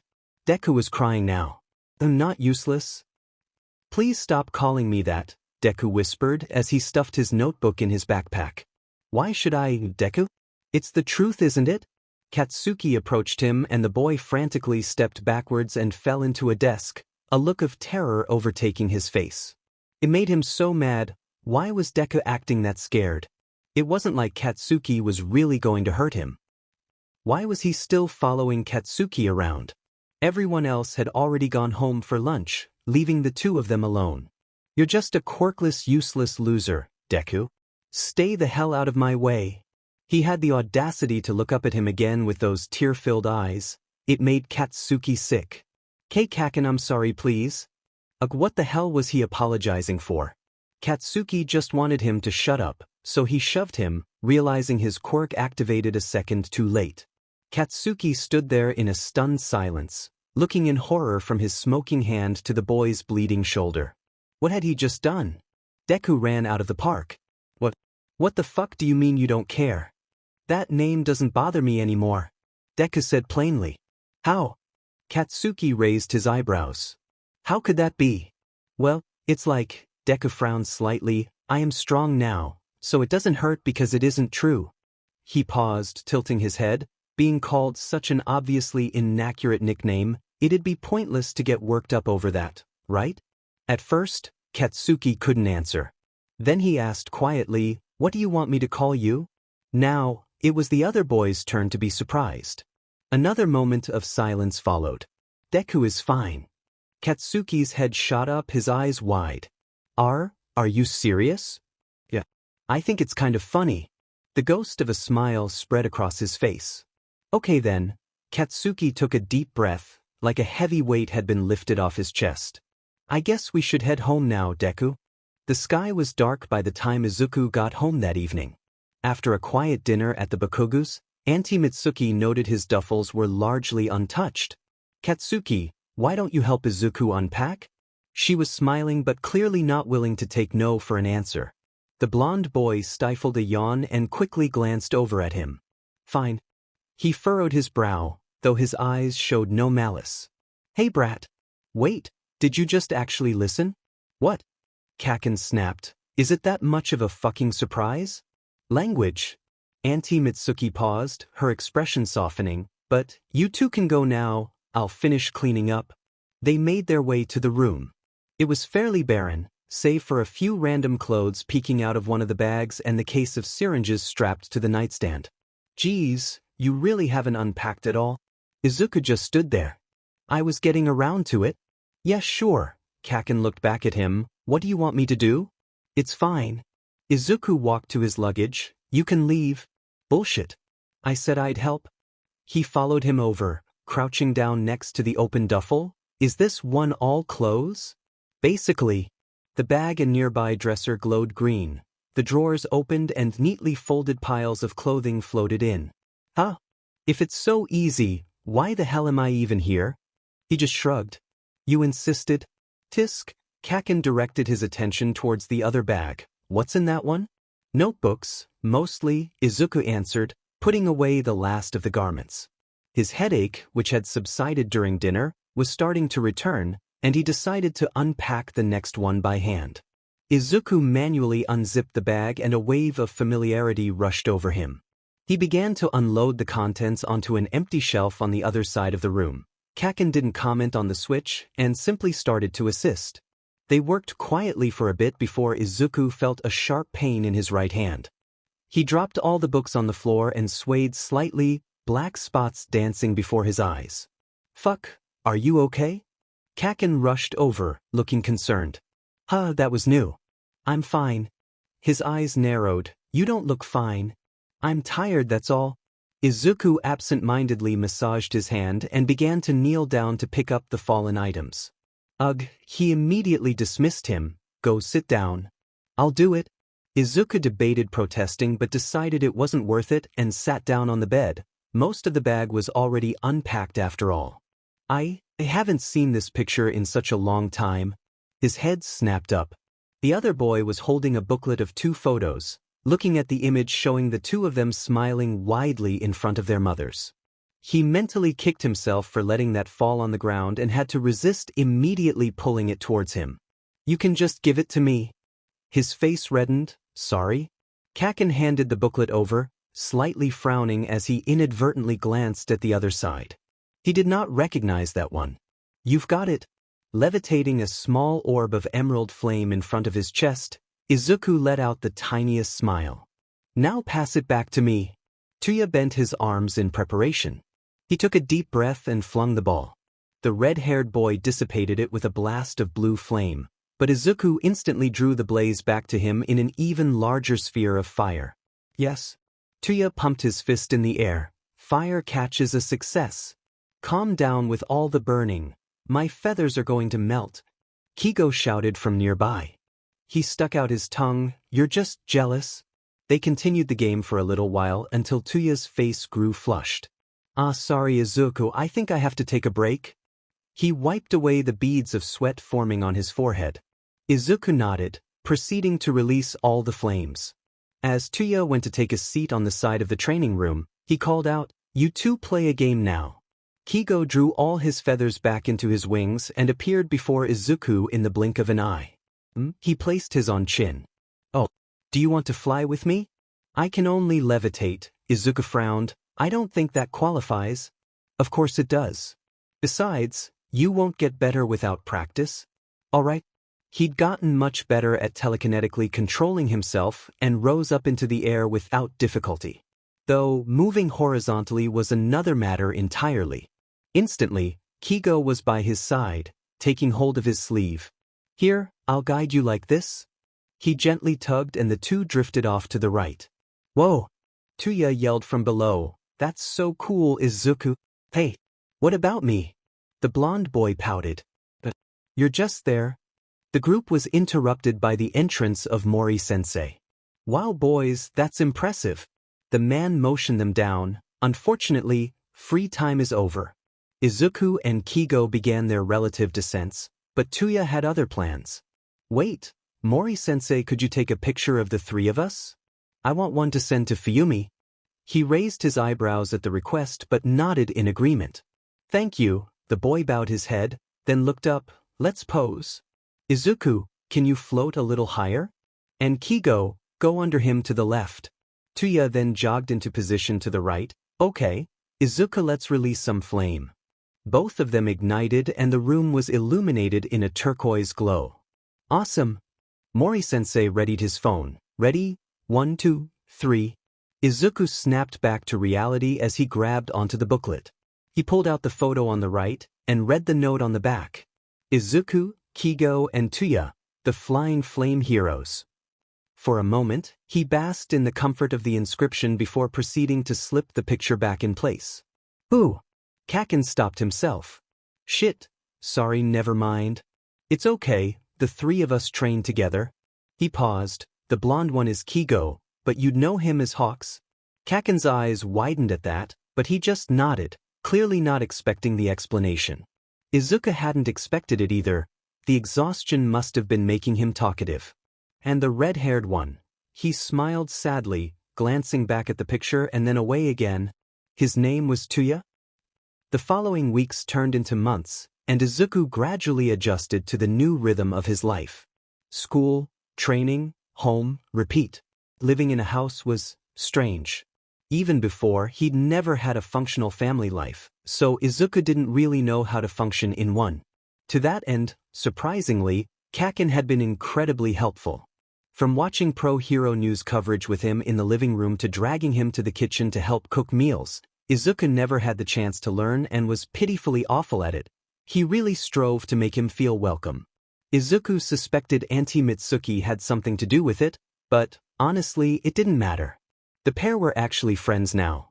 Objectively speaking, his life was better than it had been in a long time. So, naturally, something, more like someone, had to come along and ruin things. Sitting in Dr. Kuroda's office as the man droned on about testing and training plans, Izuku was completely zoned out. "So we'll be trying the collar out again today." His stomach dropped. That certainly got his attention. "With all the resistance training you've been doing with the wraps, you should be able to handle it better." Dr. Kuroda smiled coldly. "For the foreseeable future, we'll be focusing on building your tolerance." Protesting was futile.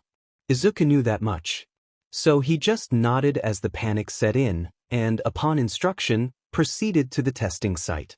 Fluorescent lighting illuminated the room's reinforced walls, ceiling, and floor, as well as the chair in the center, which allowed Dr. Kuroda to run all experiments from behind a thick one-way mirror. It had built-in capabilities so that no one had to endanger themselves trying to manually inject Izuku if anything went wrong. Part of him was thankful for that. Most of him just really didn't want to put that awful thing on. Regardless, within moments, he was being strapped in at the wrists, ankles, and waist with woven, metallic bands, tightly enough to leave bruising, so he wouldn't accidentally shift out of range of the automated syringes. Then it was time. A heavy, steel collar, its interior lined with tungsten needles, was locked around his neck, and then all staff left the room. The puncture wounds stung. "All right, we're going to turn it on now. Try to use your quirk." Dr. Kuroda's voice blared through the speakers, tinged with excitement. There was a whirring sound as the needles started to vibrate, emitting a frequency that disrupted the expression of his quirk factor. His head exploded in excruciating pain and his vision blurred. Ice water seemed to course through his veins as small bursts of flame sporadically flashed around him, only to vanish immediately. Everything felt wrong and slow, and it all hurt so much. Izuku concentrated on increasing the entropy of his own matter. This, as Dr. Kuroda had explained, created a destructive interference and cancelled out the collar's signal. It was a perfect ability for counteracting quirk-suppressing technology, or alternatively, for testing and developing it. After what might as well have been an eternity, Izuku managed to raise his body temperature high enough and ignited his surroundings in a hot, viridescent blaze. He clung onto the soothing inferno, cherishing the familiar hum of his own combustion. But Izuku could only override the frequency in short bursts. After an instant, the fire dissipated and the cold returned. Too tired to resist this time, he succumbed to the frigid darkness, losing consciousness so quickly he didn't fully catch the doctor's response to his flames. Izuku really hoped his performance was satisfactory. "Are you sure you don't want anything to eat?" Auntie Mitsuki's voice was far softer than usual, but to Izuku's migraine it might as well have been gunfire. He was just so tired. "Izuku!" Meeting her gaze, Izuku was almost surprised by the concern in her eyes. Simply put, it wasn't a look he was familiar with. "Yes, sorry." His hands started to shake, and he stuffed them into his pockets. "I'm just not hungry." Kaken was frowning and looked like he wanted to say something, but Izuku ignored him. He'd fall asleep right there if this conversation lasted any longer. Luckily, Auntie Mitsuki relented. "All right," she was frowning now as well. "Try and get some rest then. If you want anything later, don't hesitate to ask, okay?" Izuku nodded slowly and made his way to his room. He was out as soon as his head hit the pillow. Unfortunately, or rather, inevitably after the day's training, it was going to be one of those nights. At first, all Izuku could see was fire. Burning emerald flames shrouded a figure before him. He went to put out the blaze, but stopped, frozen in terror. The person was laughing. "Izuku," it crooned before breaking back into the demented howls. He couldn't breathe. "You really think you can get away from me so easily?" No. This wasn't real. He is dead, I killed him." The words echoed in his head. "Ikilledhm. His father wouldn't stop. Yuri less than a worthless disgrace now." His heart pounded in his chest as the conflagration spread and consumed them both. Still, his voice, loud as thunder, echoed over the fire's roar. "All fat power and you didn't even save your own mother." Faster and faster and faster and faster. Izuku needed to burn it all away. He didn't care if his skin melted off. "You let her die." His vision went white as the bone-chilling laughter reverberated throughout the space. Then it turned into a deafening scream. Wails of pain stabbed at Izuku's ears, and as his vision cleared he realized he was in a training room. The stench of burnt flesh filled the air. Tuya was thrashing about within a cobalt inferno. There were staff around him gaping in horror. It was too hot for them to even begin to approach the boy. Izuku ripped off the flames as fast as he could. In his desperation, he also extended his telekinetic influence to Tuya himself. Briefly, Izuku saw his aura more clearly than ever before, observing the molecular damage to his skin and muscles. He could feel it. He had done it. He had saved him. So why? The scene shifted. Izuku stood next to Kigo, facing Dr. Kuroda.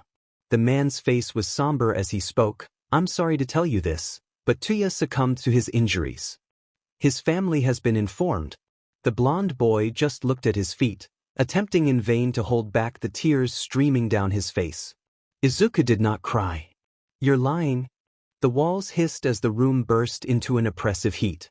Wisps of green flame formed around him, and he rose off the floor. Stepping back in surprise, Kigo's eyes widened in shock. He proceeded to collect himself and quickly jumped into action. Izuku, please try to calm down. Where is he? He screamed, anger and frustration boiling within him. Let me see him. A red light had started to flash in the room. The doctor must have alerted the containment squad. Izuku couldn't care less, practically vibrating with rage. His flames were only twisting faster and faster as cracks radiated through every possible inanimate surface. He was interrupted by heavy weight on both his shoulders, followed by a sharp tug. Hitting the ground hard, Izuku looked up just in time to witness one of the containers, dressed in thick fireproof clothing, roughly lift up his head. Another jammed something around his throat.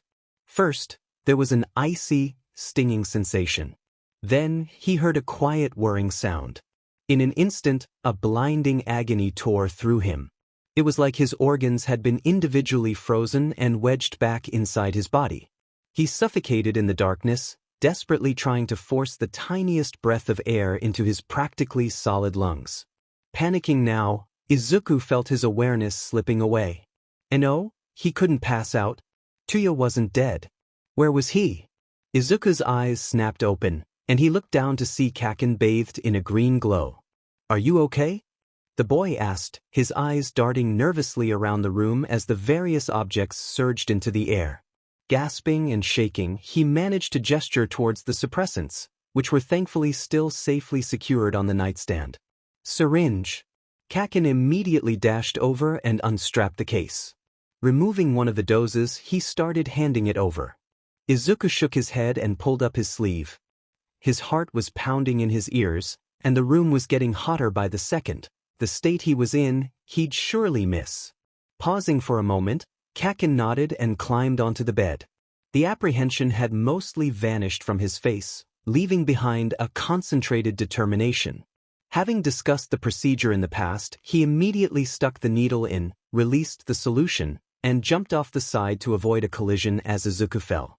At once, the room cooled rapidly, and everything that had been swirling around dropped to the ground. Thank you, he managed, shivering as the cold overtook him. Kaken just nodded. Do you want to go watch TV? He glanced down, placing the empty syringe in the designated portion of the case, before continuing, it's just after 5, and I'd understand if you don't feel like going back to sleep. Izuku took a deep breath and pulled up his hood. He felt so sick, but he really didn't want to be alone right now. Okay. Katsuki was fucking freaked out.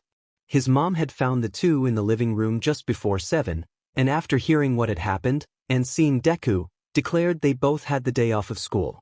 That had never happened before, but he was far too shaken by the night's events to care. He awoke to a banging and crashing from across the hall. Deku had mentioned having nightmares before, but Katsuki had never seen anything more than the aftereffects. Mornings when the boy had dark bags around his eyes and monosyllabic vocabulary. Rushing out, he heard Deku crying out for Tuya, the kid from that photo. He was dead, wasn't he? There wasn't much time to think about it. Katsuki had to act quickly, and he did. But something felt so wrong about it all. Deku just looked so hurt. The mid-morning sun streamed in through the window as the TV blared random news stories. It was around 11 now, but Deku had barely said anything at all, like he was in a goddamn trance or something. Seriously, his face was completely blank, and the only sign of any responsiveness was his perpetual shivering. It was unnerving as hell. As Katsuki was debating bringing the untouched bowl of soup on the coffee table back into the kitchen, the doorbell rang. Right away, he worried it was that shitty agent and stormed over, ready to give her a piece of his mind. Deku needed a fucking break from those assholes. He ripped open the door and his jaw dropped. Kigo? Deku called faintly from the couch. Hawks. Hey Izuku, thought I'd finally come visit. He turned to Katsuki. So, this is the famous Kaken? His face went beet red. No, yes, damn it, he fumbled. Just, call me Katsuki. Fuck, why did he have to call him that childish nickname? Oh, Takami, you got here so quickly. His mom was making her way down the stairs and her tone shifted harshly. Katsuki, you going to let him in?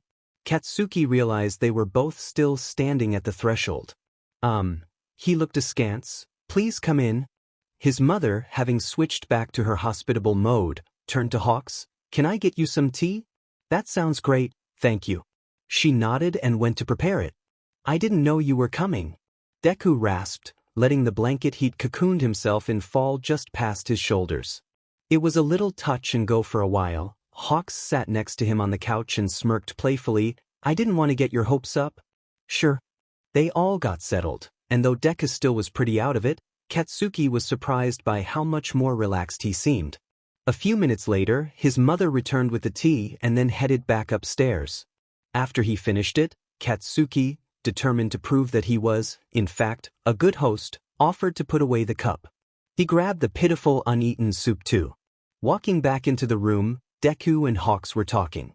You had to overload it before they took it off? Hawks frowned in disbelief. Deku nodded slowly, rubbing a weird-looking scar on his neck. Katsuki had noticed and honestly tried not to think about the faint puncture marks that lined it, but now the area looked all inflamed. His stomach turned when the boy's sleeve fell away to reveal dark, purple bruising around his wrist. What the fuck happened to Deku? And what was it? Noticing Katsuki's re-entrance, he drew his hand away and pulled the blanket back up. The conversation was clearly over. Over the next hour or so, Deku got progressively more tired, finally succumbing to exhaustion and passing out on Hawk's shoulder. Katsuki was shocked to say the least. He usually couldn't get closer than a few feet to another person before looking like he wanted to jump out of his skin. It must have been a rough night. He needed a syringe, right? Hawks asked quietly. Yeah, he hesitated, wanting to ask about whatever the hell had torn up Deku's neck, but he had a feeling that wasn't information Hawks would be forthcoming with. So, Katsuki opted to ask the other question on his mind. Does he usually have nightmares that bad? Frowning, Hawks glanced back at Deku. Isn't out of the ordinary. His reaction was just more extreme because his quirk was destabilized and he wasn't on any suppressants. That made Katsuki feel sick, but there was something else bothering him. Deku was calling out for Tuya. He bit his lip. Did he see him die? Hawk's face darkened. For all intents and purposes, yes. He sighed. He's seen a lot, too much. Looking at Deku now, he seemed so peaceful.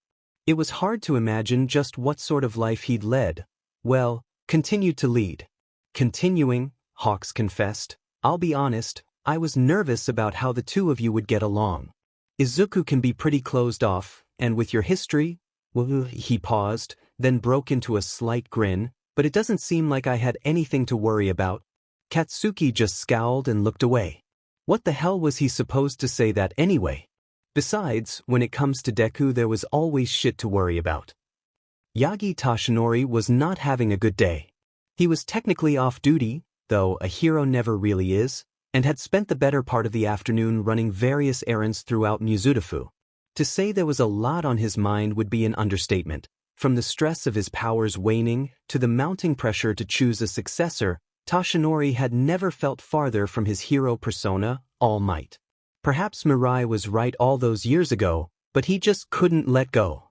His thoughts were interrupted by shouts of pain. A villain attack? Toshinori activated his muscle form and rushed to the source of the commotion, a secluded tunnel tucked away beneath a bridge. The space was illuminated in a green light, and hundreds of drops of slime hung in the air. Please, put me back. Anguished whines echoed throughout the space. I didn't know what was going on. An annoyed sigh followed and he turned to see a child. The boy was wearing a middle school uniform and had a concerning scar over one of his eyes. Much to Toshinori's surprise, his expression seemed bored, almost annoyed. It shifted though, morphing into one of mild surprise as he turned towards him. Oh, All Might. He bowed his head. Nice to meet you. Let me go. I'll leave, I swear. I won't bother anyone. Can you stop making so much noise? The boy said flatly, rubbing his temples before continuing to address Toshinori. Could I please use one of those sodas? He just nodded in disbelief and went to reach for a 1-liter bottle in his bag. It's all right, I've got it. A drink flew out and rushed to a floating position a few feet from the boy. Instantly, the cap screwed off and its contents spilled onto the ground. The globs of slime began to steam as they picked up speed and proceeded to flow in. The screams of agony were muffled as the bottle was resealed. Would you be able to take this to the police? I have to get home. He looked at Toshinori as the contained villain drifted over.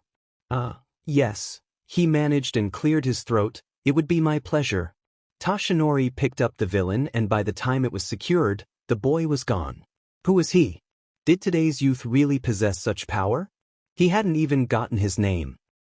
Izuku could not believe it. He was walking into Dr. Kuroda's office, but his mind was replaying the afternoon's events over and over. Kaken had left school early for a doctor's appointment. Auntie Mitsuki scheduled it in the early afternoon as she made a point of being home whenever he got back from training. Well, regardless of the reason, he was walking back by himself.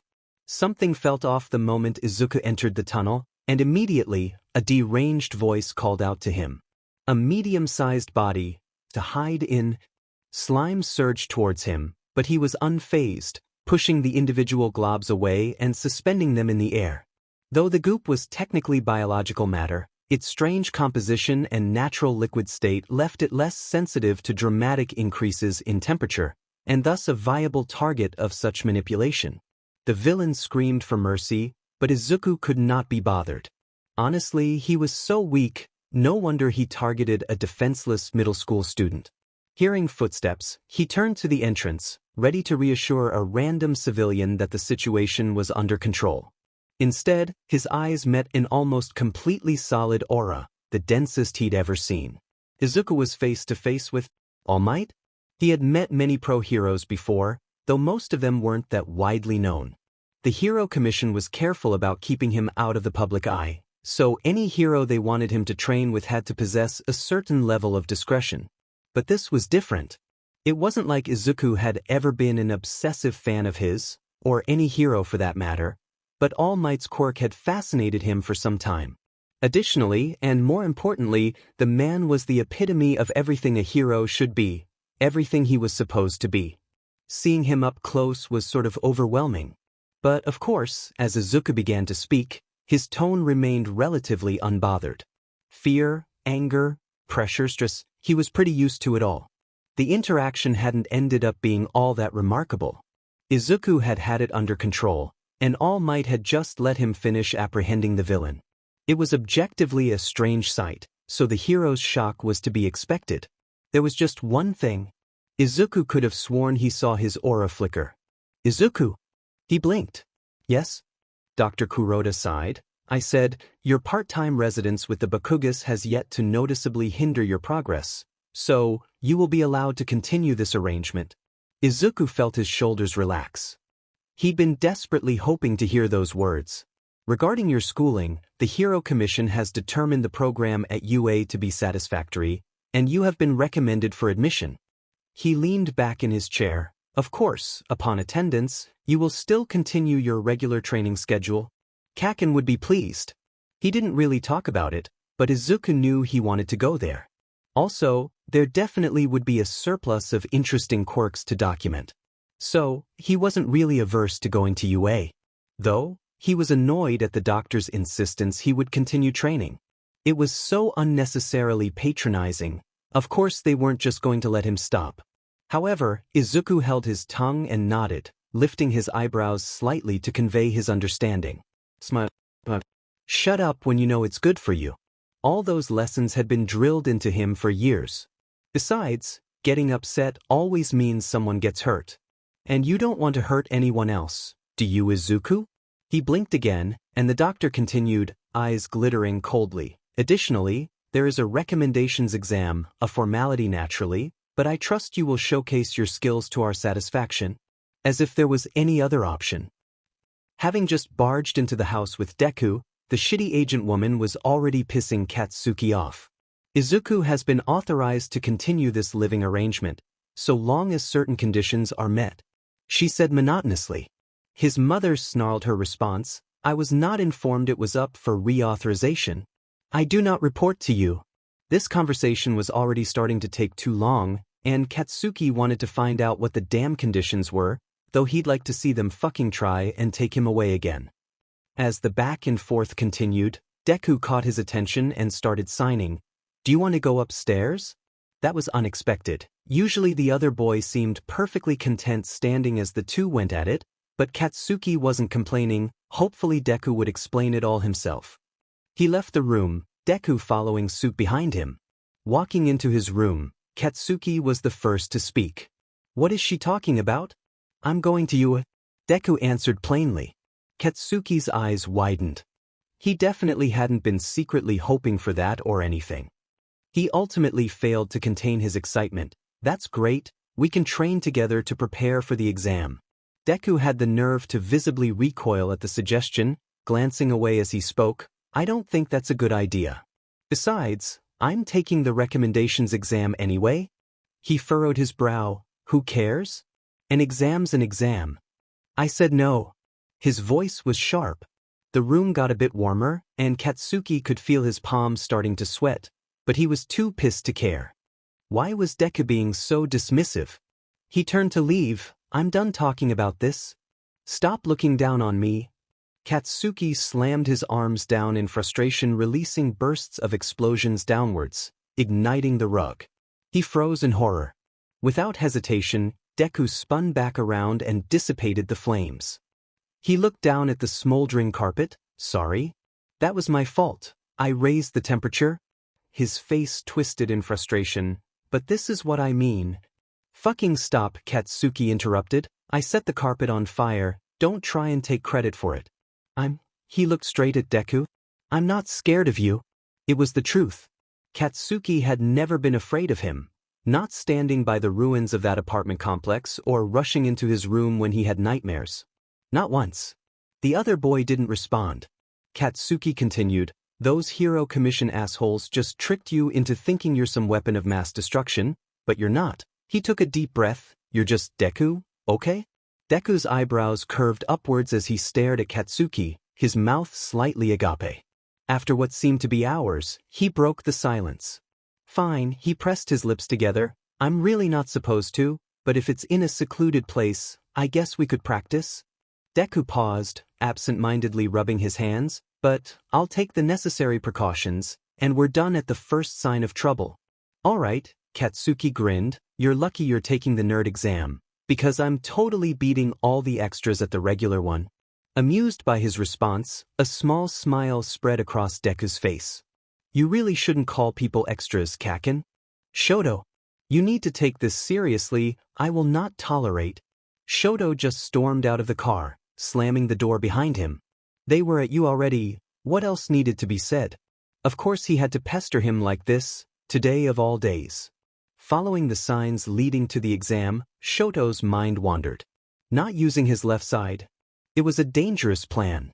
He'd undoubtedly get screamed at, forced into extra training sessions. The mere thought made him nauseous, but the satisfaction would be worth it. All he needed to do was win. Opening the door to the waiting room, Shoto noticed Momo was already there. She waved him over, her initial smile morphing into a frown as she saw his, apparently, sour expression. Had a tough drive over, huh? Shoto just looked away. He didn't want to talk about it.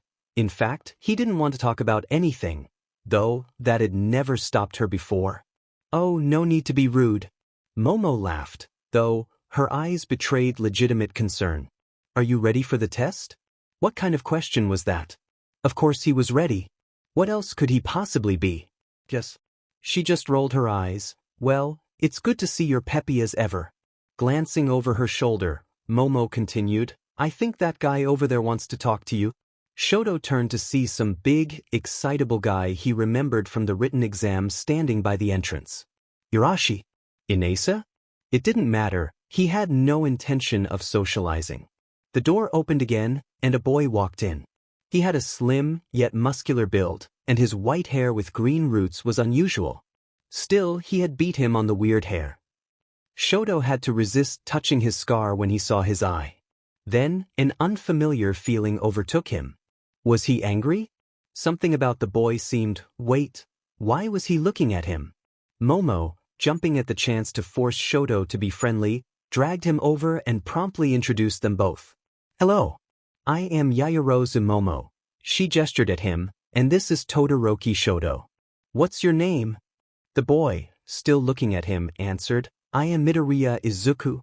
He wore a detached, polite smile. Nice to meet you both. Momo nodded, but her face grew cloudy with confusion.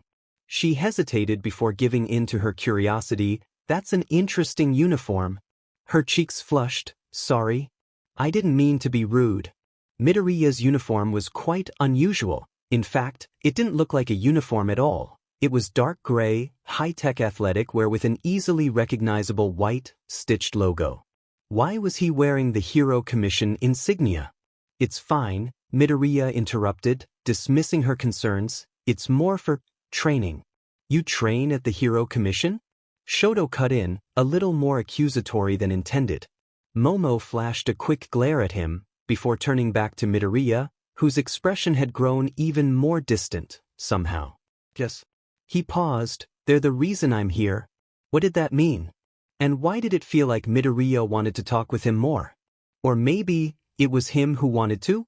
In a vain attempt to steer the conversation back onto a more normal path, Momo changed the topic. Are you nervous about the exam?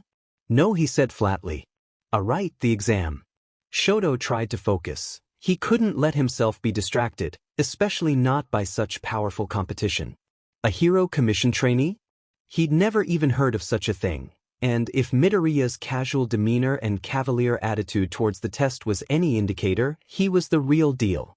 Meanwhile, Momo looked almost put off by the harsh response. Exams always got her stressed out, illogically he might add, given her quirk and intelligence, so she was extra sensitive at the moment. To his surprise, Midoriya immediately picked up on it. You're going to do fine. He looked around the room. You both are going to pass. What? Her eyes were wide. How do you know? Part of my quirk. Midoriya faced them again. I'm not sure how many people they take, but, besides me, you two and him are the top 3. Of course he was pointing at that annoying guy from before. But, more importantly, what the hell kind of quirk did he have? Premonition? They were interrupted by a piercing shouting. Hi-yi-yi-yi little listeners. Everyone turned to face the source of the disturbance. Present Mike. Are you ready for the exam? Yarashi pumped his fist in the air. Yes. He turned to Shoto. Let's all do our best. What a pain. Present Mike looked pleased at the excitement and proceeded to explain the obstacle course, before splitting them into 3s. It shouldn't matter, as overall rank was based purely on timing, but still, why did he have to be paired with Midoriya and Yarashi? The tracks spanned the entire gymnasium, consisting of a variety of terrain from urban cityscapes to mountains. Their race was last, so the group waited off to the side. There was a moment of quiet, finally, but Midoriya broke the silence. What's your quirk? He asked Yarashi, scanning him over like a puzzle. Yarashi looked slightly taken aback by the sudden interrogation, but quickly regained his composure, answering loudly, Oh, it's called Whirlwind. It lets me control the air around me. Interesting, Midoriya tilted his head slightly. Does it require physical motion to activate? Again, Yarashi looked surprised, but responded regardless, No, but my power and range go way down. Midoriya paused, before continuing to ask a series of increasingly specific questions. Maybe he had an analytical quirk and was planning on using the boy somehow. Shoto was almost annoyed he wasn't asking him anything. Did he not think it was worth his time? Eventually, the other races were done. Momo had won hers, of course.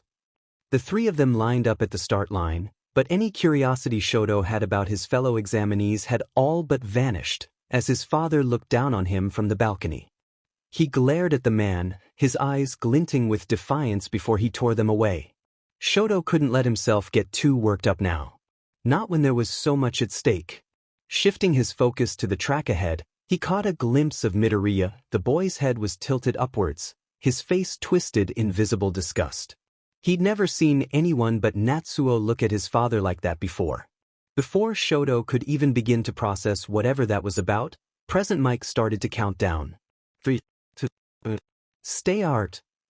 He immediately released a stream of ice, but in the split second before he was launched forward, his field of vision was overtaken by a flash of green. When it cleared, Midoriya was gone, leaving him and Yurashi neck and neck as they pressed on. Did he teleport? What was his quirk? Shoto heard a whizzing sound and looked up to see Midoriya shooting through the air. His stomach dropped, but, for a moment he was more in awe than anything else. Though the reality of his goals crashed quickly back onto his shoulders. As Shoto continued to propel himself onward, hot air currents radiated from above and behind. Thankfully, his ice was more than cold enough to allow him to proceed unhindered. Yurashi was not so lucky, as his wind control seemed to be at odds with whatever Midoriya was doing. As a result, Shoto pulled ahead, not that it really mattered. Midoriya was hurtling diagonally towards the end, having turned sharply and launched himself downwards from the apex of his flight. He watched helplessly from the distance as the boy quickly decelerated, the luminous emerald glow around him fading to a slight shimmer as he landed gracefully on the finish line. Finishing out the race was uneventful. Despite Yurashi picking up speed once Midoriya was done, the distance was too great and Shoto finished first between the two. Second place. Not enough. Shoto started to walk out. He surely got in, at least, and his father was going to have been angry regardless, but not using his left side and losing? Why didn't you use your fire? He whipped around to see Midoriya looking at him, brow furrowed in confusion. Shoto narrowed his eyes. What did you just say? You could have gone much faster since you could have taken advantage of all the heated air, instead of having to overcome it, he frowned. So, why didn't you use it? Well, if this wasn't the exact speech he was going to on the way home. Why was Midoriya so bothered by his quirk usage, anyway? He'd won. It's none of your business. He snapped, a little too harshly. Midoriya just stared at him, his expression shifting from apparent bewilderment to sadness. Suddenly, Shoto felt a wave of guilt. The question was reasonable, and something about the look on Midoriya's face.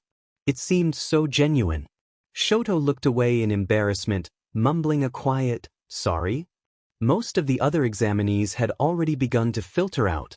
Momo was long gone, her hectic schedule dictated she left right after her race. Aside from a still too enthusiastic Yurashi giving them an impassioned congratulations, as he left, the pair was undisturbed. Not to say everyone wasn't still gaping in awe at Midoriya, they were just doing it from a distance. The other boy seemed completely unfazed, focusing entirely on Shoto for some reason, but the weight of all those eyes was almost boring holes in his back. Shock, amazement, fear. They weren't even directed towards him and he could hardly stand it.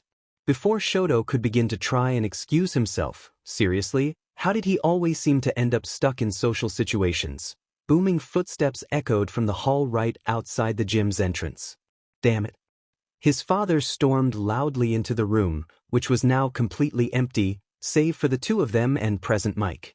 This is where your childish rebellion gets you, Shoto. Apparently I have failed to make that clear. He seethed before turning his attention to Midoriya. Now, your performance was quite impressive. His eyes widened as he recognized the logo on his jacket. Hero Commission? He fumbled for his words. You shouldn't be here. Midoriya just shrugged, his gaze devoid of emotion. The decision was made. Suddenly, he looked at Shoto. Do you want to go to get our bags? He was speechless, but the veins beginning to jut out on his father's forehead practically made the decision for him. Sure. The pair left. His father just stood in shock before hastily regaining his composure and starting to follow them. Shoto. He stiffened, stopping abruptly. How dare you walk away from me? Slowly, Shoto turned to face him. It happened in an instant. His father's left shoe momentarily gave off the tiniest flicker of green, and he slipped face first onto the ground with a deafening thud. Midoriya was still facing the exit. We should probably go now. Was that you? Shoto whispered, quickening his pace as they made their way out of the gym. Pausing, Midoriya answered firmly, "He's a bad person." A million questions swirled in Shoto's head. How would he know? What possible reason did he have to hate the number 2 hero? Why did his father respond so strangely to the Hero Commission connection? But one question far outweighed the others. Do you want to be friends? Friends? Midoriya's voice was steeped in confusion, and he looked at Shoto, brows raised. His expression softened as his detached demeanor melted away. Yes, I'd like that. The afternoon sun reflected brightly off of the pavement, and Kigo briefly wondered how long it had been since he'd seen Izuku so relaxed. He had just picked him up from the entrance exam and had a few hours to spare, so the two were just strolling around, aimlessly passing cafes and shops. Aside from noting he had gotten the highest score, no surprise there, Izuku hadn't really talked about the actual test much. He was preoccupied discussing the variety of quirks of the other applicants, when he abruptly went quiet. "I made a friend today," Izuku said suddenly. "What?" Kigo's eyes widened. "That's great."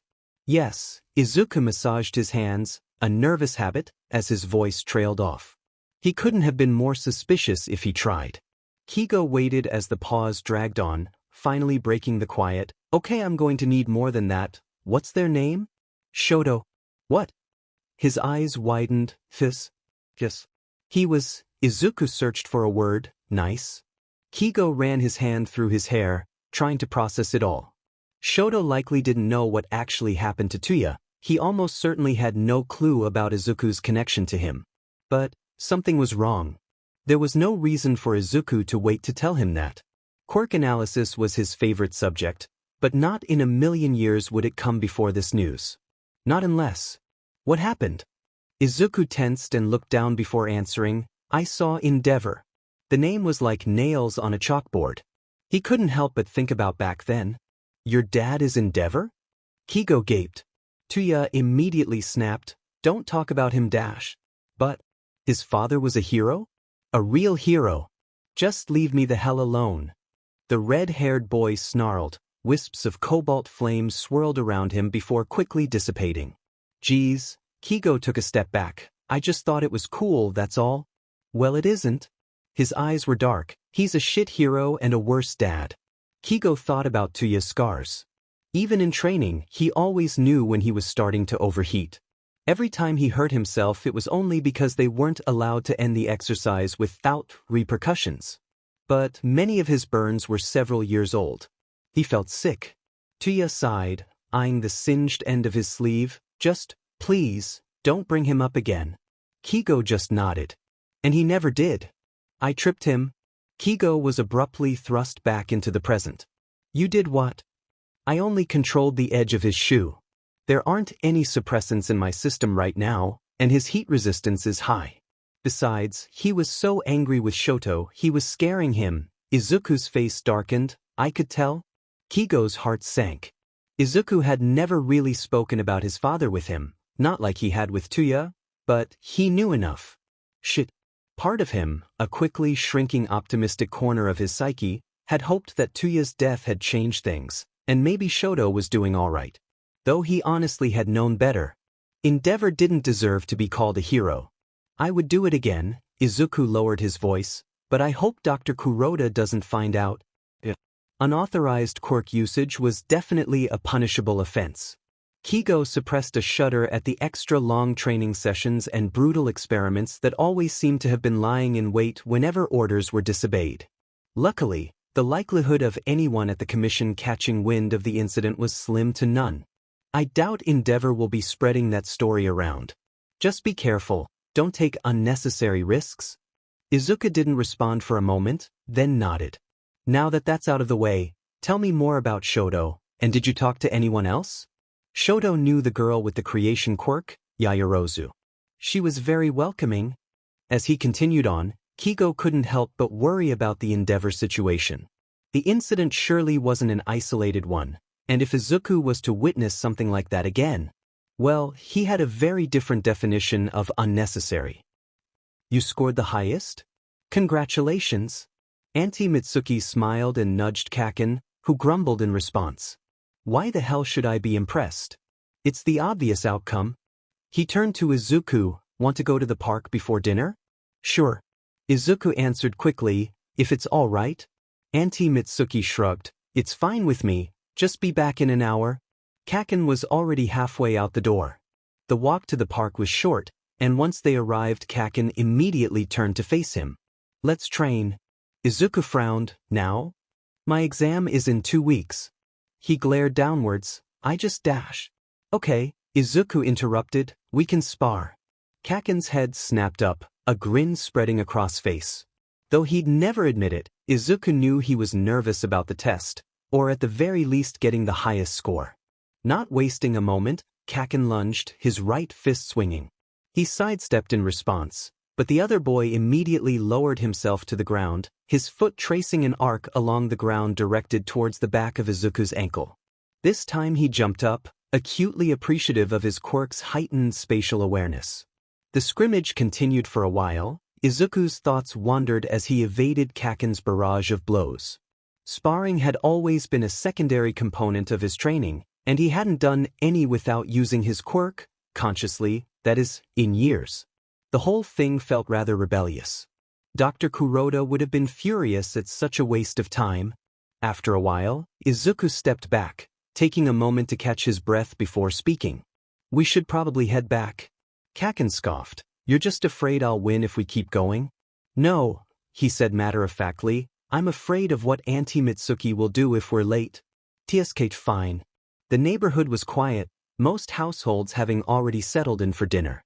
Izuku took special notice of the sky's hazy blend of orange and crimson hues. He was seldom outside at this hour, almost always training or catching up on schoolwork and sleep. Come to think of it, the day really had been awfully nice.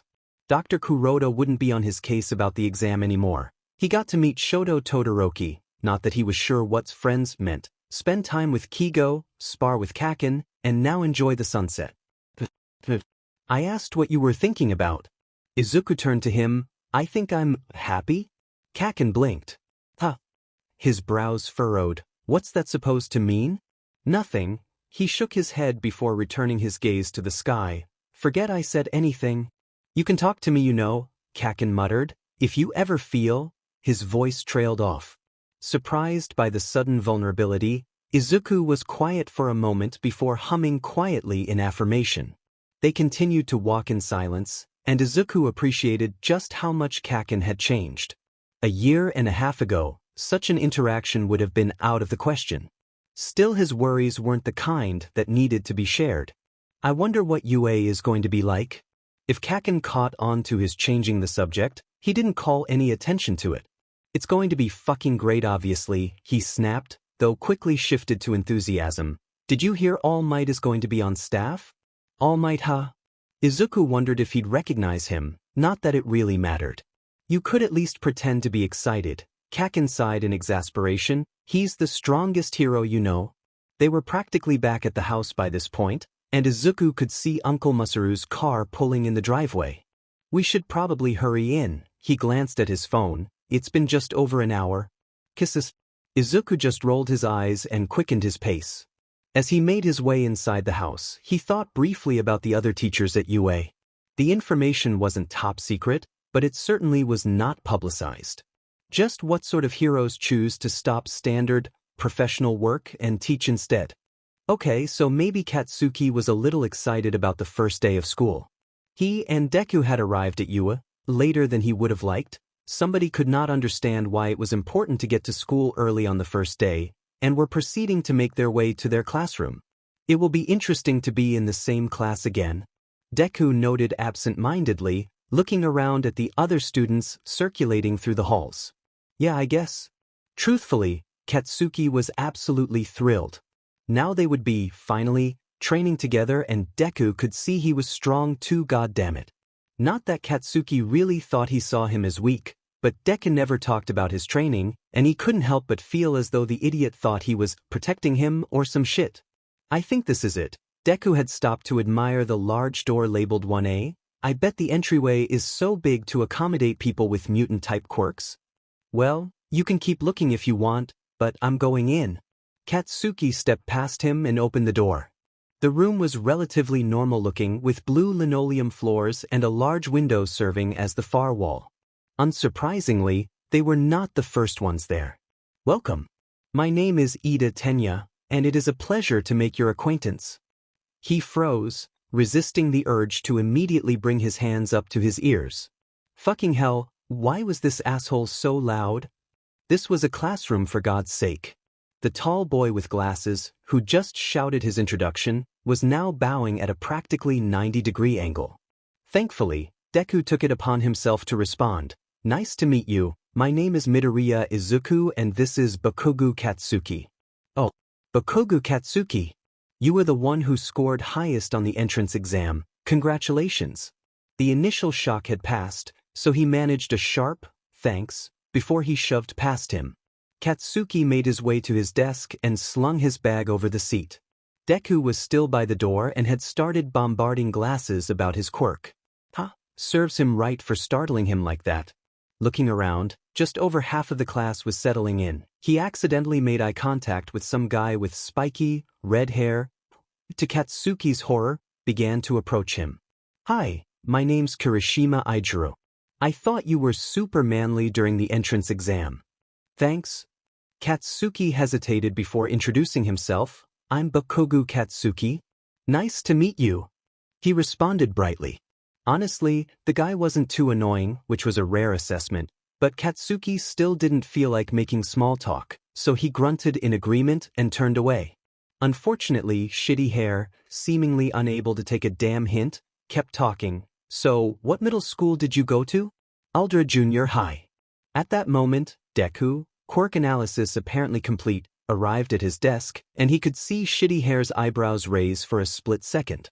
It was understandable. Deku's appearance wasn't exactly typical, but if he did one thing out of line. "Hello. My name's Kirishima Aijiro." The redhead smiled widely. "Well, that was a pleasant surprise." The conversation continued smoothly as the rest of the class filed in.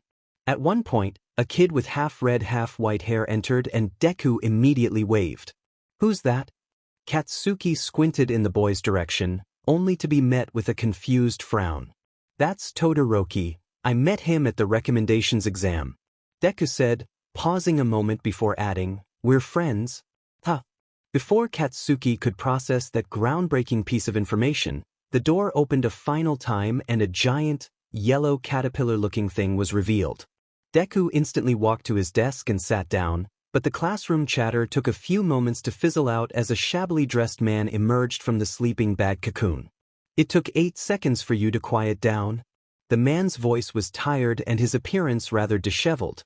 "Time is a precious resource. You lot aren't very rational, are you?" The rest of the class hurried to their seats. Katsuki stared at the haggard-looking figure. He certainly didn't look like a teacher, let alone any pro-hero he could think of. Maybe Deku knew? Katsuki glanced at the boy to gauge his reaction and he looked surprised. Albeit, with Deku any emotion was subtle, but he could tell this man was eliciting some sort of response. He'd ask him about it later. "I'm your homeroom teacher, Aizawa Shoyuda. Pleased to meet you." He scanned over the class, maintaining a bored expression. "Change into your gym clothes and head out to the grounds." The quirk assessment test wasn't even finished, but Shoyuda could already tell this year was going to be exhausting. For starters, Uraraka and Aoyama were already experiencing physical symptoms from their quirks. Luckily, neither seemed to be overdoing it or incapacitating themselves, so it wasn't really an issue. Todoroki seemed determined to not use his fire for some reason. He was not looking forward to having to deal with that. And well, Mineta just seemed obnoxious. Also, he'd certainly had his eyes on Midoriya and Bakugo. As an underground hero, Shoyuda usually didn't have to worry about his pro-hero work and teaching work intersecting, but in the rare case it did, he could never ignore it completely. Bakugo was quite impressive, very resourceful in the ways he used his explosions. His mouth was another story, though it was no mystery where that came from. Years ago, Mitsuki mentioned in passing Bakugo and Midoriya's complicated relationship, but he saw no evidence of that, the opposite in fact, so it must have been resolved. Speaking of Midoriya, he would admit he was surprised when Mike came to him raving about the boy's performance at the recommendations exam. Though he'd maintained contact with Bakuga Mitsuki for a few years, Shoyuta hadn't seen him since those days in the hospital. Watching the footage of the exam, Midoriya was impressive to say the least. Though, right now his performance was noticeably different. Yes, he was placing in the top 3 for every event without any real flashy displays of power, but something was off. For example, in the 50-meter dash and standing long jump he propelled himself forward similarly to in the recommendations exam, but even though they were comparably easier feats, Midoriya took a split second to steady himself after, more noticeable in the standing long jump, third test, than the 50-meter dash, first test. Given what Shoyuta knew of his abilities, there was no reason for him to be displaying even minor symptoms of quirk exhaustion, so why? His eyes narrowed as he watched Midoriya fidget with some strange-looking wraps on his wrists while he waited to do the ball toss. They looked like metallic bandages. Shoyuta wasn't aware of any registered support item like that and was fairly certain the boy hadn't been wearing those during the exam. He felt a sinking sensation in his chest. Were those quirk suppressants? Instinctively, Shoyuta would have just erased the kid's quirk during his turn and told him to take this seriously, but that was an awful idea for many reasons. The suppressants couldn't have been Midoriya's idea, and also, he remembered the extreme reaction all those years ago. Midoriya. The ball, which had been levitating next to him, dropped out of the air into his hand. Yes? He turned to face Shoyuta. Well, here it goes. He honestly kind of hoped he was wrong. Are you on quirk suppressants right now? A hush fell across all the students. It was an almost absurd question after all. Yes. Midoriya responded plainly. Shoyuta blinked as the class broke into shouts of disbelief. Just how was he so casual about this? It was concerning to say the least. Take them off. Midoriya just stared at him for a moment, frowning slightly. I am supposed to keep them on. He sighed and made a mental note to ask Nedzu about what the hell the Hero Commission was trying to pull here. In class you are under my authority, no one else's. You will never face any repercussions for following my instructions, but you will follow them. As if a switch had been flipped, the bandages glowed green and began to unravel. Wisps of heat curled off the ground as Midoriya's shoulders relaxed and the wraps were securely in his pockets. Well, I thought they were just a fashion thing, Kaminari mumbled in awe. The ball was once again illuminated in a green glow and rose into the air. With a deafening boom, all that remained was a trail of smoke and the faint stench of burnt rubber. Shoyuta looked at the distance measurer. It read 9,999.99 meters. The distance was estimated based on initial speed, maxing out at 10 kilometers, for gravity-bound projectiles, that is. There was a moment of quiet, but Aoyama broke the silence. Stylishly done. Wow. That's a hero-like record if I've ever seen one. Uraraka exclaimed, pumping her fist in the air. Todoroki, turning his attention from the sky back to Midoriya, merely nodded and uttered a simple, good job. Show off. Bakugu crossed his arms, but his subsequent grin betrayed the notion of any real bitterness. Thankfully, the remaining tests proceeded without any new issues. The class seemed sufficiently motivated, and Shoyuta decided not to temporarily expel anyone at the end. He'd identified enough issues as it was and didn't need the extra paperwork.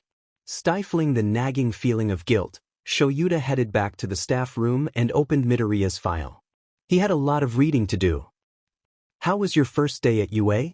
Izuku held Dr. Kuroda's cold gaze and responded with a quick, fine. He was sitting on a bed in the infirmary, shivering, getting a post-training 4 cocktail of electrolytes and who knows what else. Izuku had overloaded the collar 5 times before passing out, a new record, not that the doctor seemed to care. Good. The man raised the corners of his mouth in a sorry attempt at a smile. I trust you wore the suppressants all day? Izuku almost winced but fought back the urge, did not? He hesitated but figured an explanation probably couldn't make the situation worse. Eraserhead, or rather, Aizawa-sensei, told me I was not to wear them in his class. I see. Dr. Kuroda narrowed his eyes, and yet, I told you to wear them all day. The bandages on Izuku's neck itched. He continued, you go to UA because the Hero Commission allows it. It is a privilege that can be revoked, same as the arrangement with the Bakugas. At the mention of the Bakuga's little emerald flames sprung from Izuku's palms and traveled up his arms. He was warm for a brief instant but frantically put out the fire. Quirk usage was so not allowed in the infirmary, and the inescapable cold returned as quickly as it left. Fascinating, any trace of hostility had vanished, leaving only curiosity. That's the fastest you've regained your abilities after overloading training. Izuku said nothing, still reeling from the earlier threats. Well, I suppose I won't fault you for listening to your teacher, Dr. Kuroda said, returning to the main discussion. Eraserhead can do as he pleases in his own class. Still, you mustn't forget where your loyalties lie, right, Izuku? Right? The word felt metallic on his tongue. It was his mistake. After all, how could he forget? The Hero Commission's word was law. He shouldn't have trusted anyone who said otherwise. Good, I look forward to our session on Wednesday. He picked up his briefcase and rose to leave. You have been making excellent progress. Izuku wished the door would hit him on the way out. As the car pulled into the Bakuga's driveway, Izuku tried his best not to think about the absolute train wreck of an afternoon he'd had. How could he have been so naive as to think it being the first day of school would somehow get him out of training with the collar? And on top of that, the whole mess with the suppressants. Izuku guessed he'd still wear them at school during classes, just not training. The whole incident made him feel sick, and that's on top of the chills and pounding migraine. There's something you should know, Agent Arakawa said suddenly, turning to face him. She continued, Eraserhead called me immediately after class and took full responsibility for his actions. Dr. Kuroda should have been informed. Izuku's initial shock was consumed by an overwhelming sense of relief. He had called. He managed a short, "Thank you for telling me." That is all. She pulled out her phone and resumed her usual activities. You may go. Making his way into the house, he made an attempt to not look half dead. It was quickly proven futile as the living room lights nearly blinded him and he stumbled back. Kachin, who had been waiting on the couch as usual, jumped up and switched off half the bulbs. Want to watch the news? Hawks is doing an interview soon. It should finish before dinner. Sure. Izuku sat down and was immediately engulfed in a throw blanket. He looked over at Kachin, who feigned innocence before defending his assault. What? You're cold, aren't you? Yes. After flipping to the correct channel, Kachin turned to him. Oh, I almost forgot. He set down the remote. Were you ever going to mention Aizawa-sensei is Eraserface? There was a long pause before Izuku finally said, Eraserhead. Aizawa-sensei is Eraserhead. Tisk, he pouted in response. You know what I meant? That's true. Izuku kept his sight fixed on the TV. I just didn't think to mention it. Kachin raised his brows in obvious suspicion. You're right. I am coming through the door like a normal person. Tashinori, donned in an old Silver Age costume, looked out at Class 1A as the students broke into an excited chatter. It was to be expected, of course.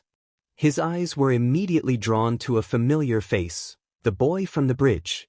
He'd identified him as Midoriya Izuku earlier, of course, when he reviewed the class roster, but it was still something to see the boy in person again. Tashinori would have to take the opportunity and thank him later. Right now he had a class to teach. After giving out the costumes and leading the students down to the training grounds, he started announcing the rules for the battle exercise. We will be doing a battle exercise, heroes versus villains. Tashinori explained, the villain team must defend the weapon and the heroes must either secure the weapon or capture the villains. He proceeded to dive into the details of the exercise, and finally it was time for the matchups to begin. Tashinori definitely hadn't been boring himself with his own description of the rules or anything. The first fight was impressive to say the least. Midoriya was clearly in a league of his own in terms of both quirk usage and battle experience, but Bakugo had fought admirably as well. His explosive power was no joke. In the next one, Todoroki essentially ended it all himself, freezing the entire building in an almost absurd show of strength. As the matches progressed, a handful of other students stood out as well. Yaoyorozu with her quirk's versatility and intelligence, Kaminari with his raw potential. That electricity would be a force to be reckoned with if he could get a handle on his overcharging. The group was undoubtedly full of promising future heroes. The main reason he was at UA at all was to choose a successor.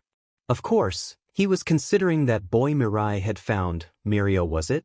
But Toshinori felt a nagging sensation that he should be the one to select the next holder himself. Perhaps they were even in this class, though it was too soon for him to be sure.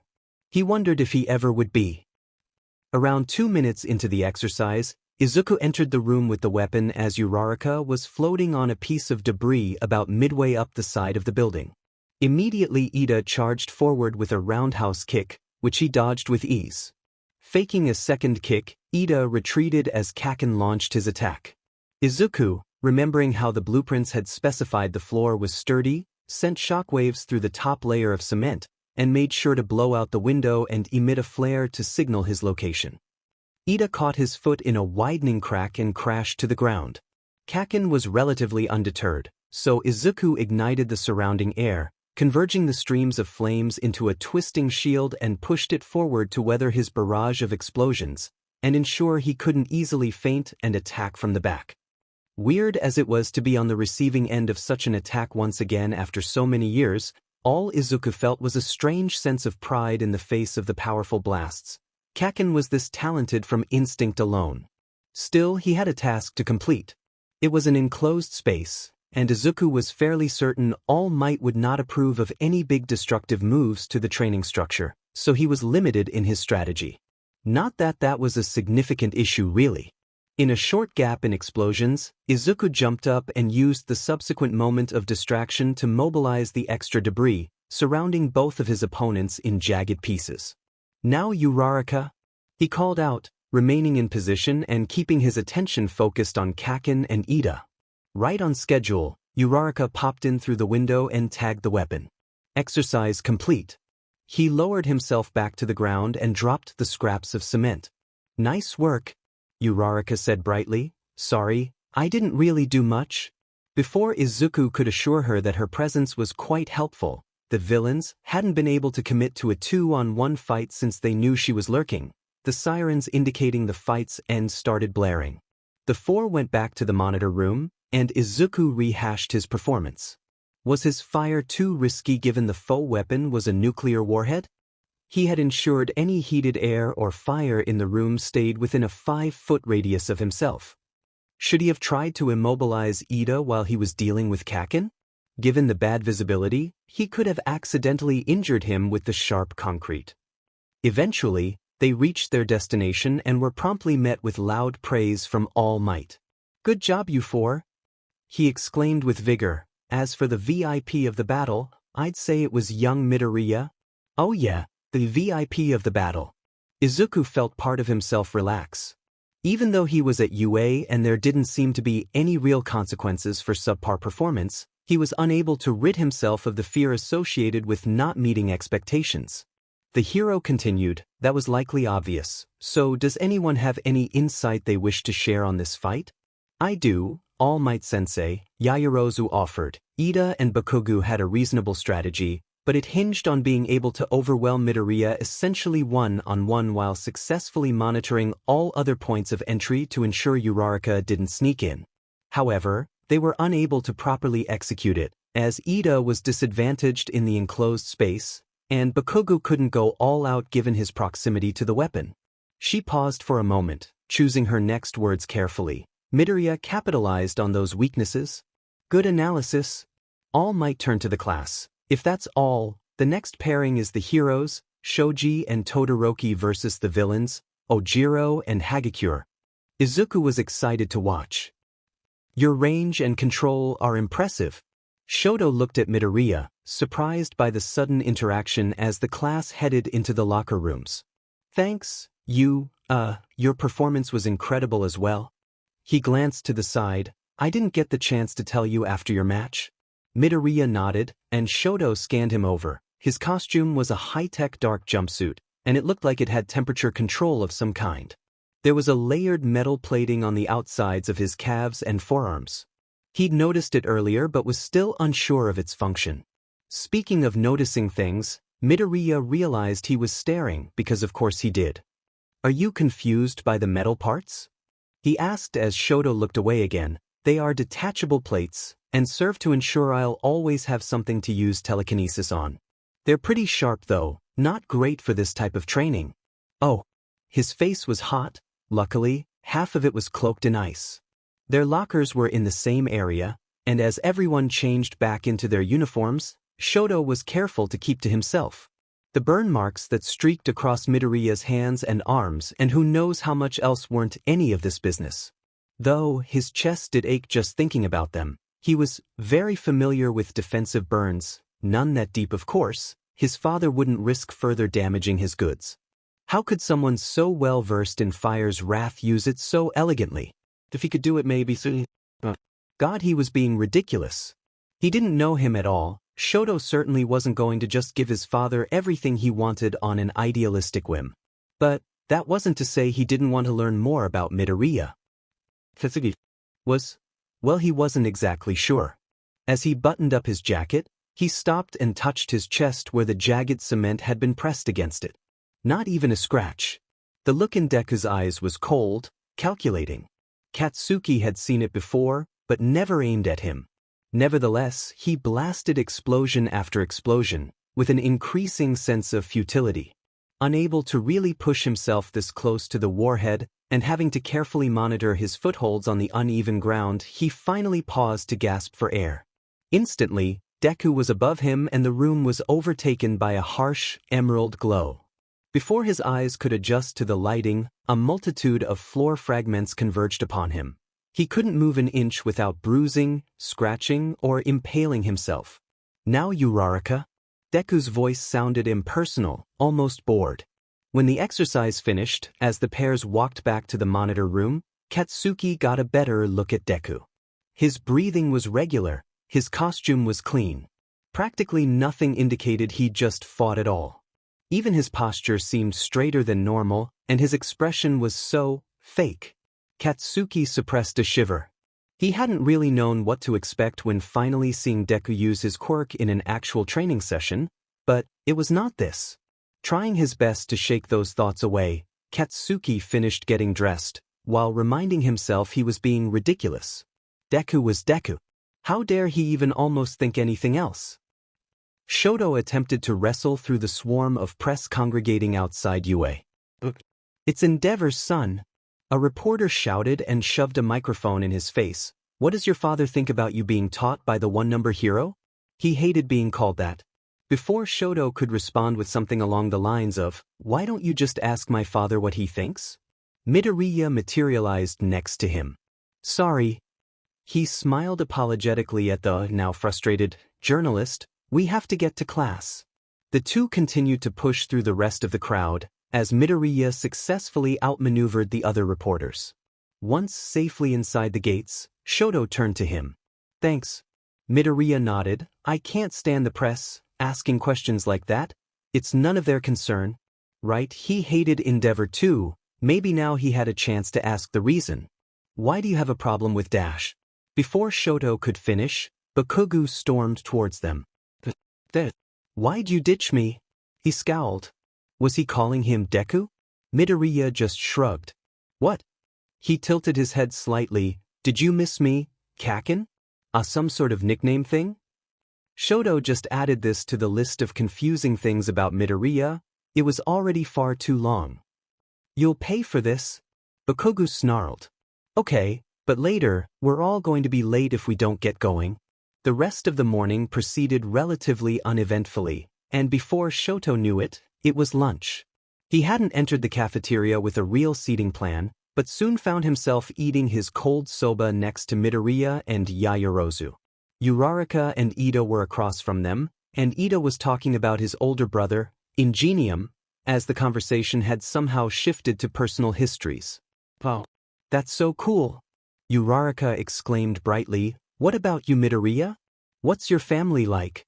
Kirishima and Bakugo had been having some separate conversation on the other end of the table, but at that question, Bakugo immediately butted in. What's it to you? Uraraka raised her eyebrows in surprise. Sorry? She shrunk back in her seat. I didn't mean anything by it. Well, you should mind your damn business. It's fine, Midoriya interrupted. It's a perfectly natural question, after all. My parents passed away a long time ago, so I actually live with Kakin. A stunned silence overtook the table, as everyone looked back and forth from Midoriya to Bakugo. It was quite the heavy declaration, but Midoriya must be used to mentioning it in passing, as he didn't appear to be that bothered at all. Though, it seemed almost like a rehearsed response. But Shoto supposed if he was an orphan he'd properly have a default sentence-long explanation as well. Who was he to judge anyway? He pushed the thought out of his mind. Still, something didn't add up. What about Midoriya's connection to the Hero Commission? Bakugo seemed to be unaffiliated with the organization, as he took the general entrance exam, and, though certainly powerful, he lacked Midoriya's level of battle experience and tact. Shoto's thoughts were interrupted by the high-pitched wail of an alarm piercing the cafeteria. The intercom started blasting a warning. All students, please evacuate in an orderly fashion. Security level 3 has been broken. Bakugo visibly winced, and Midoriya made a series of hand gestures, which he later realized were, in fact, sign language, before turning back to the group. We should go now. Unfortunately, that was easier said than done. They attempted to evacuate in a calm fashion, but the room had descended into chaos. People were flocking towards the exits, and even once they made it into the hallway there was no sign of order. Hands, legs, bodies were pressed together every which way, and Shoto tried his best to keep everyone in view. Kirishima was trying in vain to direct people, but his voice was just lost in the panic. Midoriya was a few feet to his left, jammed next to Bakugo. Suddenly, Ida popped up right in front of him. There's no danger, it's just the media, he announced, looking around in frustration at the continued pandemonium. We have to let people know. Midoriya responded promptly, I can lift you by your coat into the air. He began to unwrap his suppressants. Here's a megaphone you can use. Yaoyorozu chimed in from behind him, handing the device to Ida. Midoriya successfully raised him up, and Ida activated his quirk, launching himself onto the exit sign. He gripped the megaphone and addressed the masses. Everything's fine. It's just the press. There's no reason to panic. Behave in a way befitting for UA students. Luckily, people were receptive and the crisis was averted. Later that day, they held elections for class officers. For his efforts, Ida was elected president, with Yaoyorozu as the vice president. Shoto was happy with the results, having voted for Yaoyorozu. He just had a feeling Midoriya held no interest in the role. Hello students. Welcome to the Unforeseen Simulation Joint, or USJ. The Pro Hero 13 announced enthusiastically. Izuku was impressed by the facility. The expansive glass dome that made up the roof ushered in rays of sunlight, which illuminated the different practice zones. It was definitely on the larger side of any he'd been in, and the variety of terrains didn't leave much to be desired in terms of flexibility of training. 13 continued, my quirk is called Black Hole. It allows me to absorb and disintegrate anything, not even light can escape. I use it to save people in all kinds of disasters, but my power could easily kill. So that's the sort of discussion this was. A few members of the class shifted uncomfortably. I've no doubt there are some among you with similar abilities. We must never forget that it only takes one wrong move with an uncontrollable quirk for people to die. As if Izuku could ever forget. The backup quirk suppressants in his utility belt felt heavy, and he became acutely aware of Eraserhead standing off to the side. The hero was among the few that knew just what he'd done when his quirk manifested. Not even Kaken had ever gotten a real explanation. In an instant, Izuku was ripped from this train of thought as he felt a shift in the matter of his surroundings. A moment later, a portal opened up in the center of the facility and dozens of figures started pouring out. Is this a test? Kirishima asked, his eyes darting around nervously. No, don't move. Putting on his goggles and stepping forward, Eraserhead's voice was low and sharp. Those are villains. Was he planning on fighting all of them himself? His quirk was not suited to dealing with that many enemies, but he was a pro hero, and not one to be underestimated. None of you are to engage any villains unless absolutely necessary. He continued, Kaminari, use your quirk to try and signal UA we are under attack. Yes, sensei? He yelped in response. All right, everyone remain calm. As heroes in training you must be able to quickly adapt to unprecedented circumstances. He turned to face his co-instructor. 13, protect the students. 13 nodded and Eraserhead lunged towards the epicenter of the attack. Within moments a battle induced, and Izuku watched closely for any indication it wasn't under the hero's control. Most of the villains had weak auras, but 3 of them looked much brighter, though it was hard to really tell at this distance. A slight panic was breaking out amongst the class, though most were frozen in a stunned silence. Ida started saying something about evacuating, but Izuku had no intention of doing that. Suddenly, he sensed another presence growing near the class. 13. Izuku called out a moment before another dark cloud of mist materialized, this time coalescing into a ghostly humanoid shape. It was one of the strong ones. "Greetings, UA students." The mist spoke. "We, the League of Villains, are here to end the life of All Might, the symbol of peace." League of Villains? Izuku had never heard of them before, but that didn't really mean much with respect to their strength. He wasn't exactly privy to any top-secret information that didn't directly concern him. 13 waved the class towards the door. "Get back, all of you." Unfortunately, Izuku didn't have much confidence in their ability. 13 was primarily a rescue-type hero, and likely not acclimated to combat. And furthermore, there were 20 students in the class. That was a lot of people to protect. He wanted to assist, but disobeying a direct order would likely just create more chaos and confusion. So, he just watched as 13 activated their quirk, attempting to create a suction zone to function as a kind of defensive wall. The villain merely warped out of range and continued, "Now, contrary to our intel, he does not seem to be here. Still, all of you grouped together could prove troublesome. I shall remedy this, begone." The world turned dark as the class was engulfed in black mist. Damn it. He should have just attacked. If anyone gets hurt, it's his fault. But it was too late now, and moments later Izuku found himself falling towards the surface of a lake. The subsequent battle was quick. Azui and Mineta were the only other students in the flood zone, and the 10 or so villains were incredibly weak, so the 3 reached the shore with relative ease. "What'll we do now?" Mineta whined, crouching behind Azui. Izuku just frowned at the other boy's cowardice. "We need to see if Eraser Dash, Aizawa-sensei needs." He caught sight of the center of the plaza and his stomach dropped. Eraserhead was locked in combat with a strong villain, but there was some grotesque aura almost totally obscuring both. Usually, the lights Izuku could see were akin to fingerprints, but this one was fractured with several distinct bright patches. "What was that?" "Midoriya," Azui said quietly. An awful, animalistic screech ripped through the air. In a split second, the thing charged at Eraserhead and slammed him to the ground. "Stay here." Izuku yelled to Azui and Mineta as activated his quirk and flung himself towards the hero. Once in range, he grabbed hold of the monstrosity and pushed. With an aura like that, it couldn't really be human, could it? His lungs burned and a bead of sweat dripped down his forehead. It didn't budge but at least seemed to be frozen in place. "Where the hell did you come from?" A crusty-looking figure covered in multiple sets of hands approached Izuku. "Right? The villain Eraserhead had been fighting. Was he in charge of the operation?" The villain continued, apparently unfazed by his lack of response. "You seem to be enjoying playing with the Nomu. Tell me your name." "Midoriya Izuku." His muscles shook as the Nomu's skin started steaming. Was it a person? Could he just burn it? What if it was a person? Thankfully, Eraserhead was still breathing, and his eyes flickered open as he partially regained consciousness.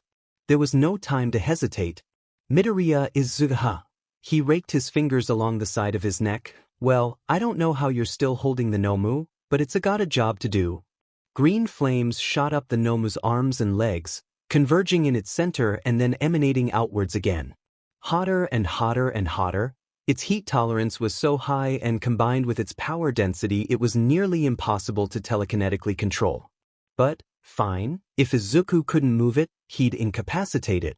The Nomu howled in pain, but he ignored the twinges of guilt. It was the only option. It was the only option. "Wow, you had another move, huh? You're a higher level than I thought." The villain walked to him. "I'll let you live, but I can't have you messing with the plans any longer." The world grew blurry and blood began leaking from his nose. He was just steps away now. "My name is Shigaraki Tamura, by the way."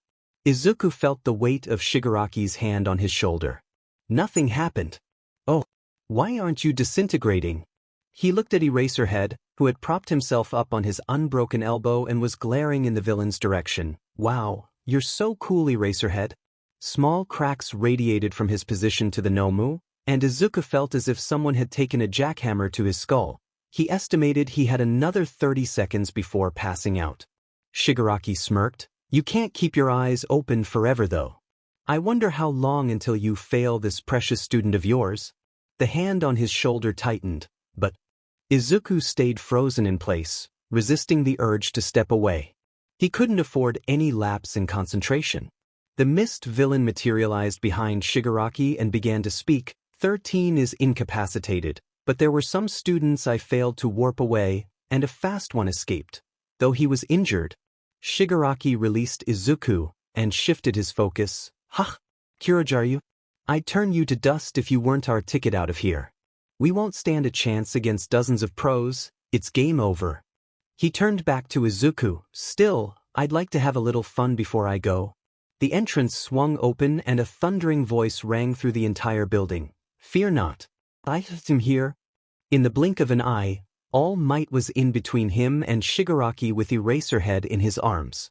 Relief coursed through his body and he relented. His knees buckled, but All Might caught him before he hit the ground, and moments later he was gently being set down, next to Azui, Mineta, and a once again unconscious Eraserhead. You all fought bravely. I am sorry I did not arrive sooner. The hero turned to Azui and Mineta. Do either of you have any injuries? Azui shook her head. We can help Aizawa-sensei and Mito. Fine. Izuku cut in, wiping the blood off his chin. His chest was heavy. He stared right at All Might. Something was wrong. The hero's aura was flickering? It was similar to that day in the tunnel, but instead of an odd blink it was a high-frequency flashing, like a sort of strobe light. He'd ignored it then, dismissing it as just a trick of the light, but now, it was unmistakable. What did it mean? All Might frowned. No, you have done enough. Well, Izuku looked at Azui and Mineta. You can't carry both of us, right? I just need a few seconds, and I'll be right behind you. I do not think. All Might was interrupted by the Nomu, ashy and smoking from Izuku's flames, charging towards the group. He leapt into action, planting a heavy punch square on the Nomu's chest. Eraserhead's eyes fluttered. Take him to safety. Izuku looked at Azui. Please? We'll go. We have no problem leaving. Mineta jumped up and prepared to lift Eraserhead. Azui just frowned. You'll be right behind us? Izuku nodded and prepared to stand up, ignoring the growing dizziness. They began to make their way out of the plaza, but, surprisingly, Izuku made no attempt to follow. All Might was struggling now. Kurojairi had joined the battle and was helping the Nomu attack whilst in the hero's hold. His aura was dimming rapidly. Staggering to his feet, Izuku managed one step before crashing to his knees. Bile rose up in the back of his throat, and his vision filled with dark spots. No, he had to stay awake. Dai! Kaken burst onto the scene, driving an explosion right onto Kurojairi's metal neck brace. Todoroki followed suit, icing over the Nomu. Kirishima was close behind and looked to be sizing up Shigaraki. Before Izuku could signal Kirishima to stay far away from the hand freak, the Nomu broke free of the ice and swung at Kaken. A cloud of dust swallowed the area, and Izuku could not breathe. When it cleared, he saw All Might had swept him out of the way and blocked the hit. Midoriya! Todoroki shouted, eyes wide. Kaken and Kirishima, who thankfully had not attacked, whipped their heads in his direction, and the three deferred the fight to All Might and quickly made their way to his side. Meanwhile, All Might raged against the Nomu, each hit shaking the building, like two titans were locked in combat. Deku! What happened? Kaken's voice was higher than normal, his eyebrows knit in concern. I saw on my way over. You were holding the monster thing back, weren't you? Todoroki interrupted. Are your injuries quirk exhaustion? Izuku nodded. You held it back? Kirishima questioned incredulously. That's so manly. Kaken looked downright pissed. Why? The group went silent as All Mights rained a flurry of punches down upon the Nomu. Pluyus Yole. he bellowed, landing a final punch that sent it flying up through the ceiling and into the sky. Turning to Shigaraki, All Might smiled. Well, villain, how about we finish this? Shigaraki scratched his neck again and whined, What? You cheated. You're not any weaker than before, it was all a lie. Well, coming to get me? All Might glared at Shigaraki. If you can take it, bring it on. Oh my god, he was bluffing. Izuku watched horrified as the hero's aura dimmed almost completely, the bright flashes few and far between. We need to get out of here. Kaken turned towards him, but frowned upon seeing his expression. What is it? Something's wrong. Before he could elaborate, Shigaraki and Kurogiri charged. Izuku, using the last drops of adrenaline from when Kaken was in danger, hurled himself in front of All Might. Midoriya. The hero sounded alarmed, but his voice was strained. Izuku kicked up the dust around them and whipped it into spinning streams, briefly shielding the two from the villains. What is this now? Why are you in my way again? Shigaraki warped in front of him. Sorry, maybe I will kill you after all. He outstretched his hand, but Izuku had enough in PUSHED. A fierce emerald glow illuminated Shigaraki's body as he was lifted off the ground. The villain was strong, yes, but so much lighter than the Nomo. Too light. Suddenly everything was sweltering hot. Shigaraki shrieked in agony as his skin began to steam. He had to stop, but letting go meant All Might was in danger. His aura was almost gone. What did that mean? Streams of green flame joined the dust and it all spun faster and faster. Shigaraki screamed for Kurogiri. He was screaming it was his fault, his fault, his fault. Shigaraki vanished in a cloud of black mist. But the damage was done.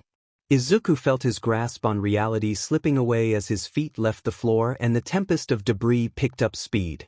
The last thing he remembered was seeing Kaken and Todoroki running towards him. Fuck, this is bad. Bakuga's eyes were wide. I need to get to Deku right now. Kirishima started, we can all. Oh. If you don't have a high heat tolerance you'll get burnt trying to give him the injection. I'll help, but, Shoto looked on in horror, what's wrong with Midoriya? And, injection? There's no time to explain, just listen to me. Bakuga turned to Kirishima, you check on All Might, we'll deal with Deku, okay? Kirishima nodded and the two were off. As they approached Midoriya, the temperature increased exponentially. It was a dry heat and with the swirling dust and chunks of ground, the area almost felt like a sandstorm. Midoriya looked terrified. His eyes were wild and glossy as he ripped off his utility belt and tossed it. He then held up 2 fingers before pressing his hands on the sides of head as tears streamed down his face. Seeing Midoriya like his, it was as if someone had driven a knife through his chest, but there was simply no time to panic. Amidst the chaos, Bakugo managed to pick up the belt and pulled out 2 syringes, handing one to him. We need to inject him with these, and don't touch his skin, it's really hot. Got it? Shoto just nodded. Good. His voice shook slightly. Follow me. With Bakugo leading the charge, Shoto was close behind, putting up wall after wall of ice, shielding the pair from debris and wayward streams of fire. Once they reached Midoriya and Bakugo jumped up and wasted no time sticking the syringe in his arm. The air cooled instantly, though the turmoil showed no signs of stopping. Deku, can you hear me? He looked up, shouting through the howling winds and rubble. Get back, Midoriya rasped. I can't. The surrounding flames flew to him, merging into a burning, viridescent shroud. The heat alone caused Bakugo to stagger backwards, but Shoto rushed in and quickly administered the injection. Midoriya dropped like a rock and he caught him as the chaos ground to a halt. Shoto held him, ignoring the burns forming on his arms and chest, and tried to cool the boy off with ice, but his temperature was so high it evaporated instantaneously. Breathing heavily, Midoriya looked up at Shoto through the steam, though his gaze seemed far away. Tuya?